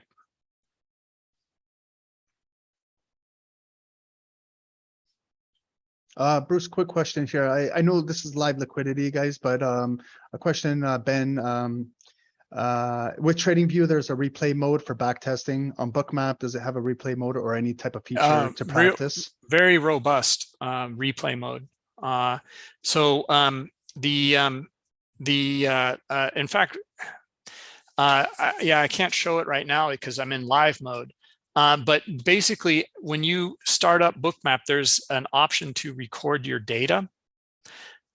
Hit that button or check that box. And then when the market closes, you'll have all of this recorded, and you can speed it up, slow it down, etc.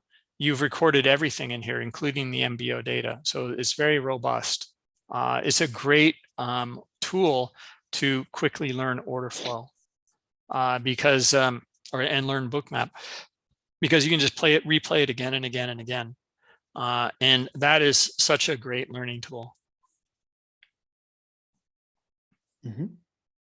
Guys, any final questions for Bruce before the market closes?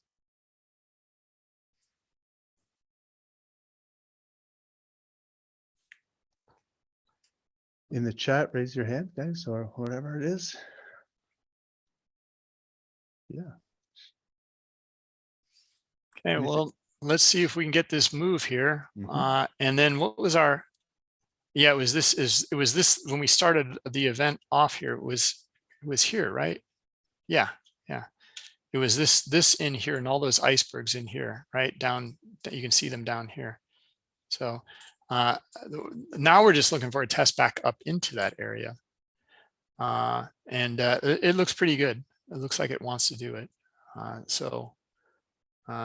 Yeah, looking for it. Yeah, they're on the bid. See, they're on the bid here. Okay, after it broke out.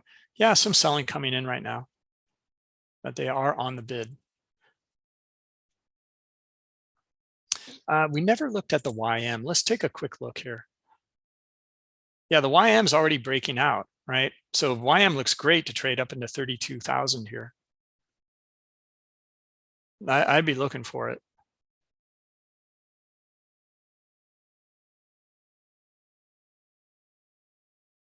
Right here, maybe we can look at way to manage this as well. We can also put in some bracketed orders in here. Okay, this is in sim.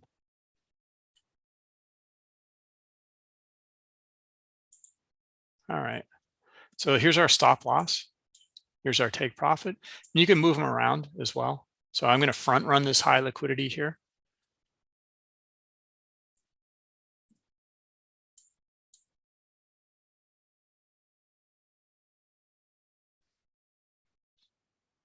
Okay, and where do I want to place my stop?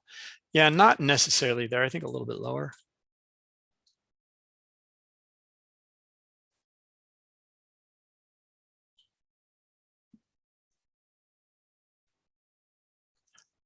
And let's see if we get those buyers come back in now. Bruce, can you just excuse me for 2 seconds? I just Yeah. gotta go get the door thing. Sorry.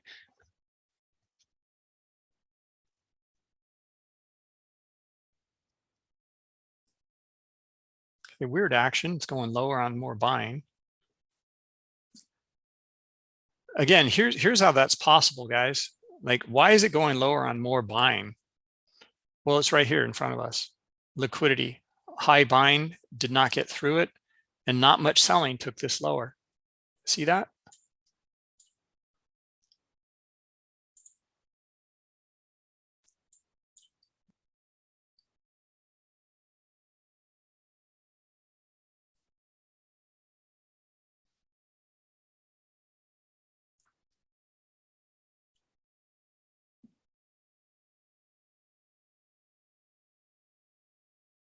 Now they're going right for my stop.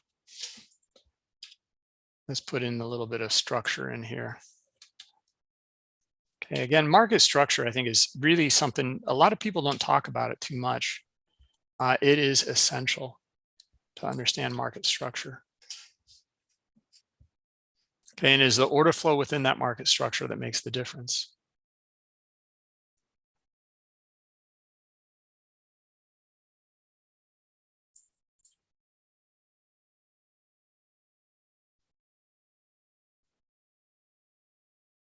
Okay, how's our correlations doing? This should be selling off. It is. It did trade into this liquidity here, so that's good. And we got that going for us. And where's our NASDAQ? Oh, it's still popped out. Okay, NASDAQ's dropping. Okay, that's not good. So you see how that just makes this trade not as good, right? The NASDAQ up here did not make a higher high. That's essential. Like, we want to see that. And we didn't get that in the NASDAQ, right? Now it's making a lower low. So likely we're getting stopped out then, right? In our YM. Yeah. Looks like we already got stopped. Yeah, we already got stopped out. Okay. So, you know, again, so my error on that one, by looking at some of these correlated markets, we could gain so much more information of what's going on instead of just, like, you know, looking at one dimension in here.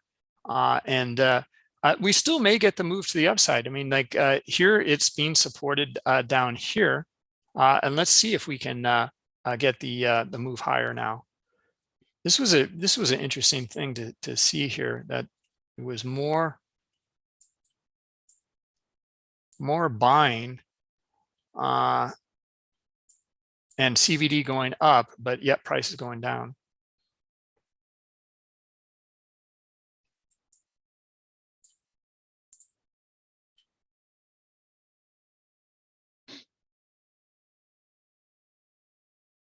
Okay, and let's see what's our NASDAQ doing. Yeah, this is just looking horrible in here on the NASDAQ.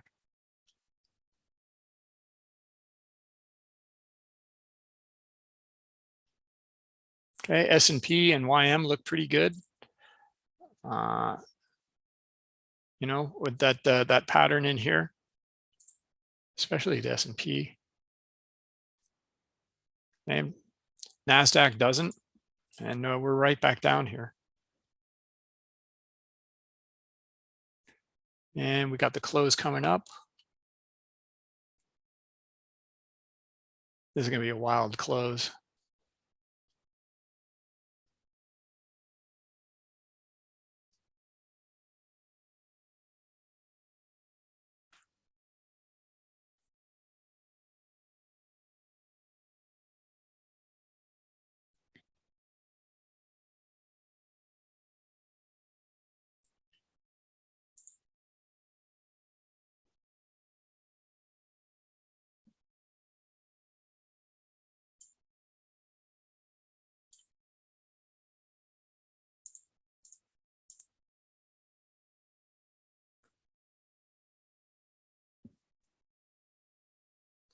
All right, well, I'll touch it again if this NASDAQ is showing something.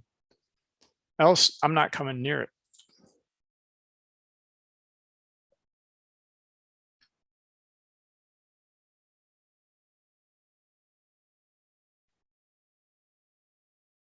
Oh, I'm sorry. Someone wanted to look at Meta. I didn't have it. I don't have it up. We can look at how did our Tesla work out? You know, we were looking for the move down, right, in Tesla. And we didn't have much in there either. We did have this to lean on, we were saying, and then we're looking for the move into 24 and 23. Okay, so we talked about it, I think, somewhere around in here, right? And we just didn't see quite yet, like it, just that commitment on that sell side. It was the same as the stock indexes. And then finally, look at this, just big move out of the blue into 23 and 24. So that did play out. I just don't think it's a lot to lean on in here either, to be honest. Okay, how's our S&P? S&P kind of curling around. Let's take a look at our YM, okay, and our NASDAQ. Okay, our NASDAQ. All right, so starting to see some strength coming back in here. This is a lot weaker than the other indexes, guys. Obviously, you know, some earnings, Google, etc., has really pounded this down here. But again, like, you know, we're talking about, we've been talking about the whole session about order flow and reading that in Bookmap. Well, what about just like the market and reading that in here? So yeah, now we're starting to see some of the buying come back in here, right? Probably back to the top edge here at maybe 480 here. All right, so let's see if that is the case and we're seeing it, then let's see if we can get something going on in here with the YM as well.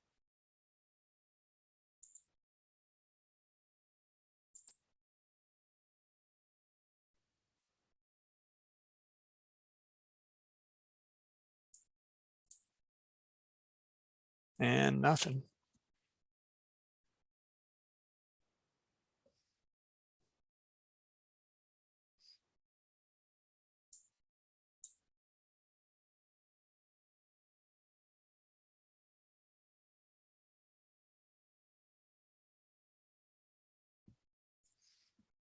All right, guys, well, we'll sit through the close here. I don't know. In terms of the close, I think it can be very tricky to look for what's actually going on in the order flow, because you might get big commitment on one side and you go, wow, okay, that's going to move the market. And maybe it does. And then all of a sudden there's just even bigger move on the other side. And, you know, they're really, the larger players are, you know, shoring up all sorts of positions, doing all sorts of things. And I think it can be rather tricky to read the close. Sometimes it's easy. A lot of times I find it tricky. Even the European close at 11:30 East Coast time, you know, can be kind of tricky. There's some pretty big swings in there. And then you kind of have to wait for the dust to settle. And then after 11:30, 11:45, you'll see the market kind of regain its direction. And a lot of times you get a purer direction after the European close. So the US close is a lot more volatile than the European close. That's for sure. Looks like it wants to break down. Yeah. Guys, 3 minutes to the close. So if you're trading, it's going to get extremely volatile, and then we got some earnings in the after hours. So just be careful. Yeah. Who's lined up for earnings? I believe Meta is today, or I didn't, honestly, I didn't check guys the earnings who was on schedule today. Yeah, Meta, I believe. Okay, I'm sorry about that. I should have put Meta in then. Yeah, let's see what they have to say here. Is it right at 4 or is it after? I believe 405. 405. Okay. But the market could move in anticipation. Yeah, right now it's selling off nicely. Okay, YM, NASDAQ still selling. YM selling. We didn't get anything in here. Traded through it. I thought we'd get a bounce maybe around here. Nothing. And I was leaning on this kind of buying in here.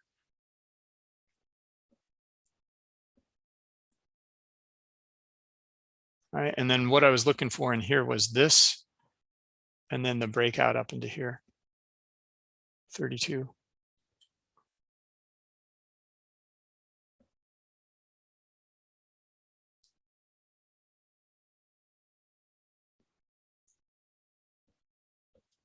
Yeah, looks like it's dropping, guys.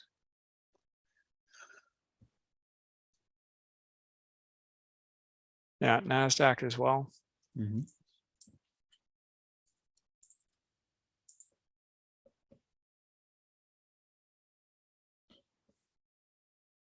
Anybody in sells?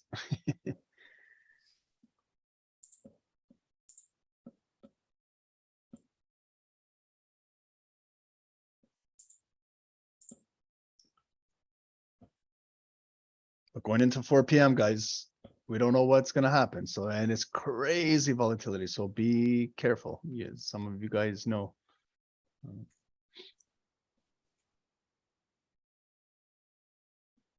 But it's a nice bearish momentum. Here it goes. No, I bet we should get a bounce off of here. Mm-hmm. Close is going to be so interesting.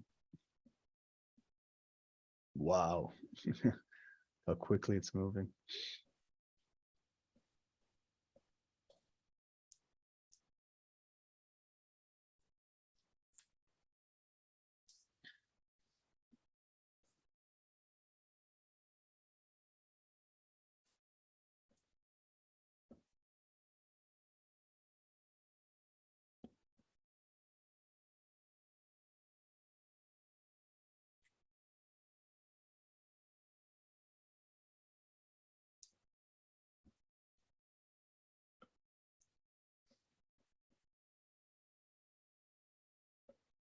We got a bounce off of that, but just NASDAQ as well. Let's take a look over here.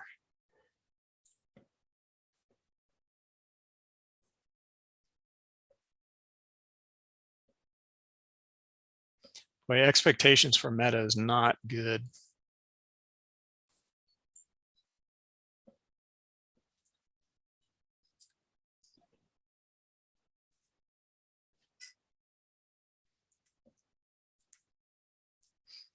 All right, well, there's our close. Not as volatile as like I was expecting, actually. Usually, I mean, you just see it's a massive fight on days like today.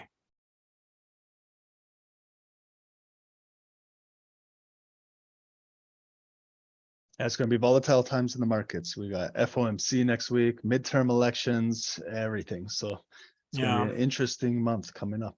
Yeah, that for sure.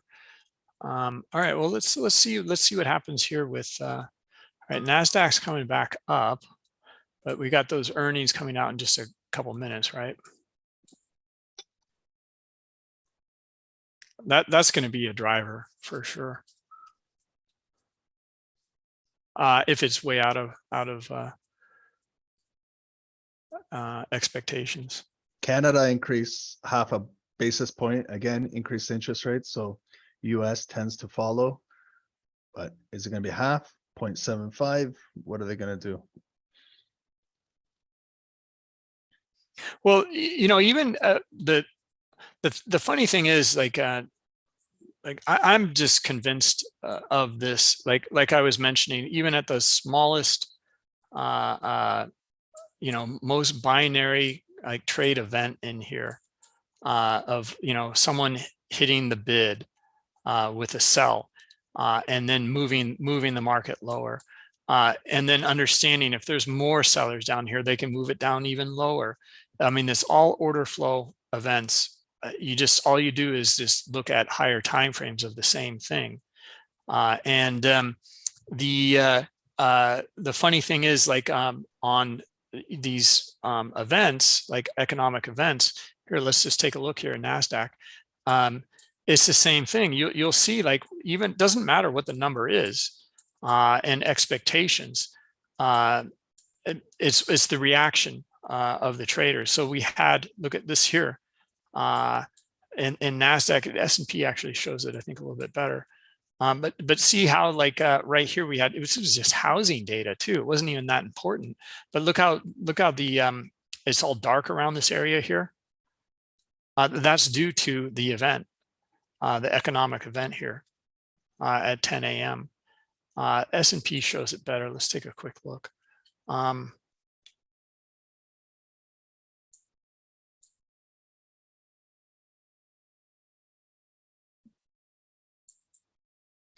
And, you know, so here you can see how they're pulling liquidity out of the market in here, and then also on the other side here. So you can start to understand, like, well, it again is the behavior of the participants. This is what makes it volatile in here. If they're going to pull liquidity, well, where's the next level of liquidity? If we find buyers in here, well, they're going to charge up into the 65 here, or you can see it came up and charged into 60.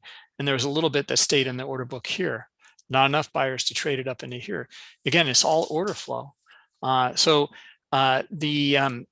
see the sellers come in, and we get a pullback here, and more participants start to come into the market after the event has unfolded now.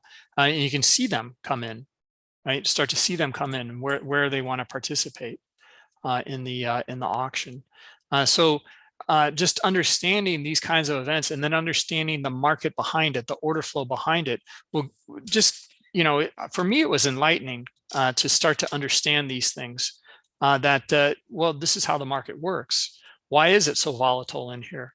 Well, people are pulling liquidity. If people pull liquidity, it's very easy for price to shoot up into these areas or shoot down into these areas down here. Okay, so anyway, that's here we go. Here's our move to the upside on, let's see what NASDAQ looks like here. Okay, so earnings must have been pretty good, I imagine.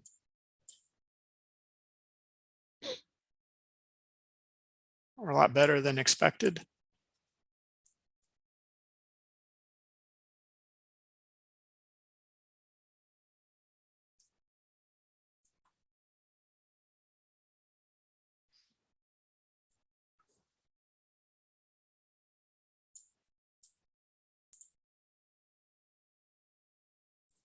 Okay, YM didn't really bounce too much out of that. That's kind of interesting to see. Whoops, sorry guys.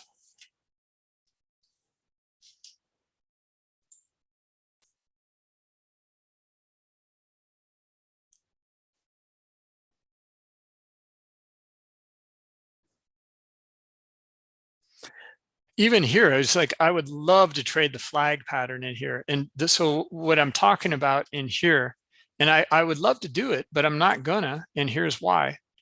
Here's our strong move, but look at the order, look at the orders up here. Look at the buying up here. See how it tapered off up here? So it's not giving us something really good to look at here. It's tapering off up here. We don't want to see that on a flag pattern or a strong move. We want to see this kind of volume in here, especially at the top. And then on the pullback, we want to see very little selling. And then preferably, you'll see it come into little areas and pockets in here as a pullback. And then you look for more buying to come back in, trade back up here, and then break out. Okay, so yeah, I would look for a flag pattern and trade it if we had more volume trading up here, and then look for it. Otherwise, I'm going to stay away. Okay, so let's see, even here in this YM, yeah, I mean, we're up here. I like that we're up here, but I'm not seeing buyers up here. Okay, might do it, but I'm going to stay away from it. This is not what I'm looking for in the order flow. It's good to see the bid. They're strong on the bid underneath here. That's good as well. Okay, I just don't have all the pieces here.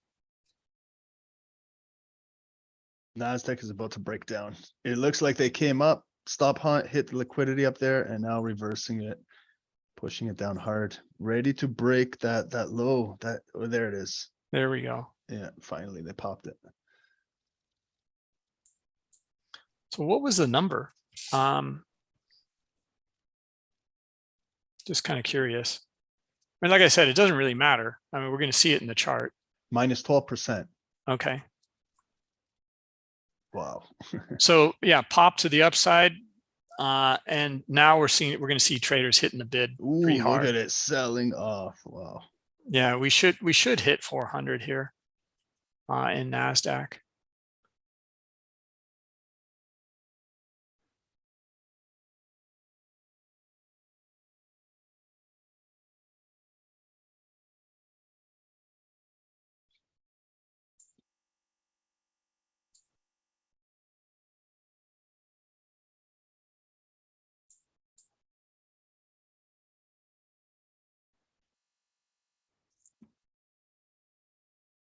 That's a big move in 5 minutes, guys. Wow. 100 points in 5 minutes.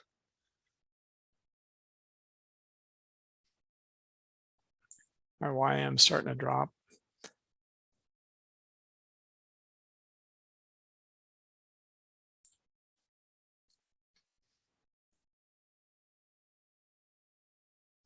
All right, well, here again, this is the pullback we'd be looking for right in here.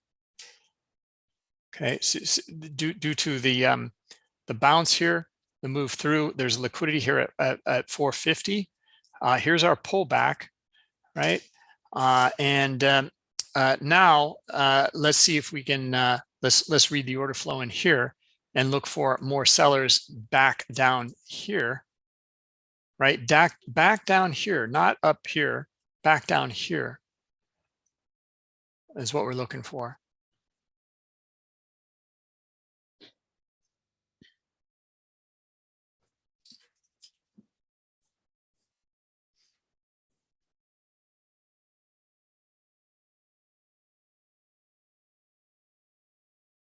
Right, and see how it keeps us out of this here, this choppy mess in here.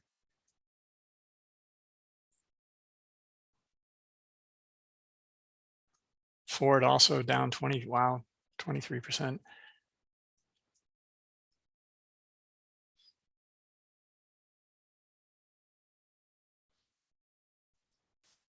right, guys, we can take a shot maybe in this NASDAQ, see if we can get a breakdown. It would be here though, right? Whoops.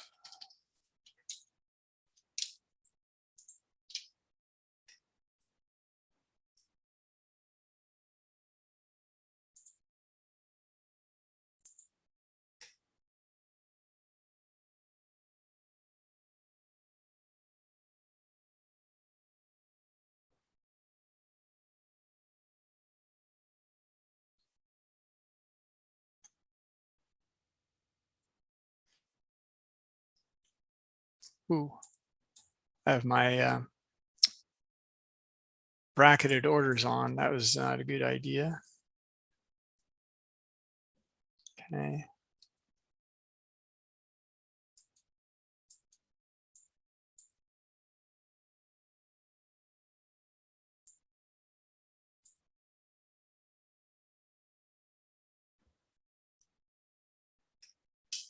Ah, good Lord. All right, well, we're out of that.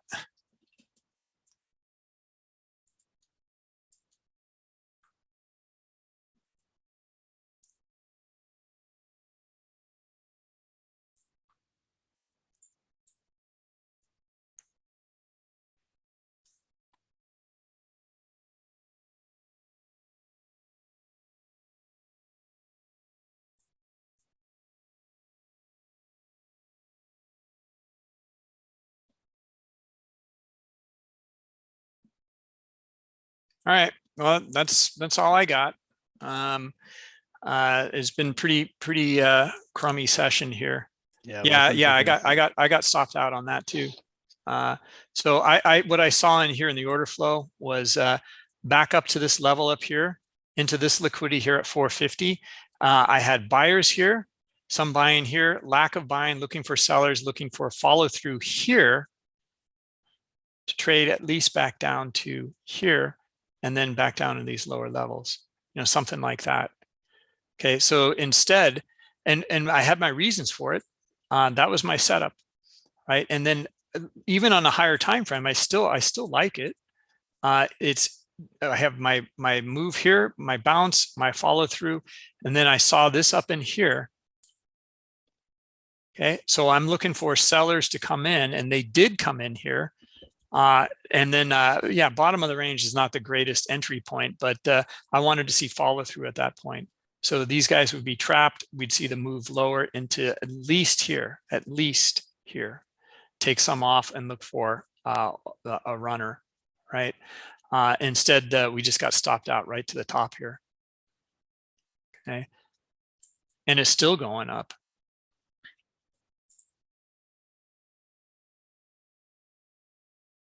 Yeah, I just, we haven't, the best thing we saw in here was that crude oil. Even that Tesla was pretty crummy. And even the crude oil, it just came up into 20 and that was it. It hasn't done anything more than that.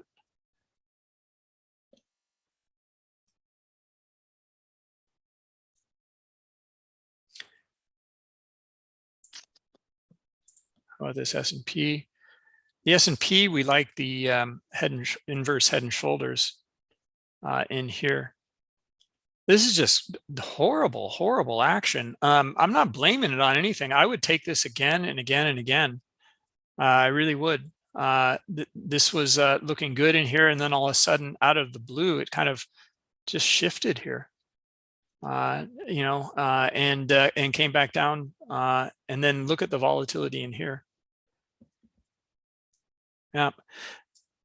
So anyway, like looking for something high probability, looking for follow through in the order flow. And typically, you know, these types of events, we see the we read the order flow and we're looking for that follow through. This looked great in here. This was the strong move, kind of pull back, strong move, looking for a continuation at 32.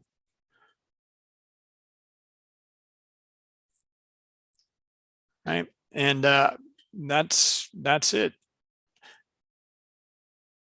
Yeah, not really seeing much here at the moment either. So I think the lesson on this one is like, if you don't see something really good, just stay out. Yep. Patience, discipline, don't force trades. Wait, look for a better quality setup. Yeah, I feel compelled to trade due to the question. And it's like, okay, let's do it. And yeah, nothing high probability in here. I mean, you can see how the stops or how you can move things around in the chart, which is really fantastic. You know, you can get in multiple trades. You can trail your stop, use OCO orders, etc. You can trade from a dome as well. So you know, a lot of flexibility here in Bookmap.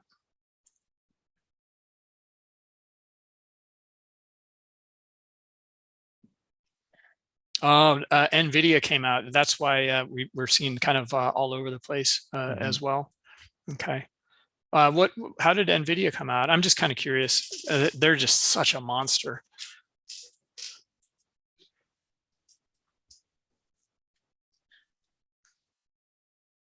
I mean, I would have expectations for them doing well.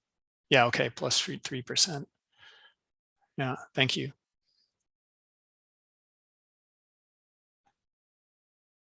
I mean, this YM is just really weird. So we went down on higher buy volume. We're going up on higher sell volume.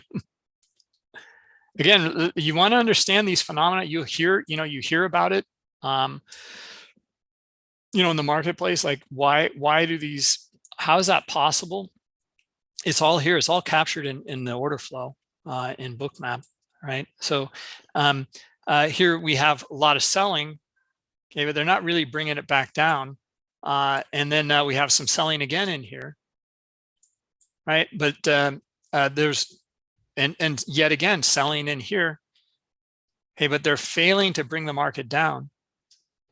Okay, and then a little bit of buying in here can bring it up pretty quickly. Okay, on low volume.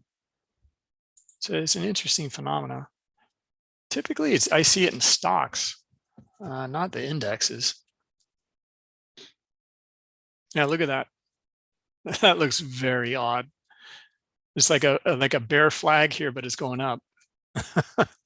It's a tough time to be trading in here. Plus spreads and things like that, guys. Slippage. Not the ideal time to be trading. Well, if there's confliction between, like, we have multiple events happening here and reactions to those events. So we have the NASDAQ, we have I'm sorry, the NVIDIA, we have Meta, we have Ford, and some are positive, some are negative. Or two are negative, one is positive. And the market just looks confused, basically.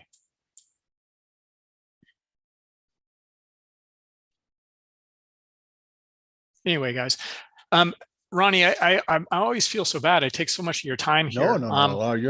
We're always here for you. We're blessed to have you come on here and educate and show us how Bookmap works. So the time is always yours. I'm just happy that you stayed for 2.5 hours. This is amazing, and you had the time. So, guys, yeah. So thank you to Bruce, everyone, for Bruce showing us how Bookmap works, sharing his education with us, and we're gonna continue.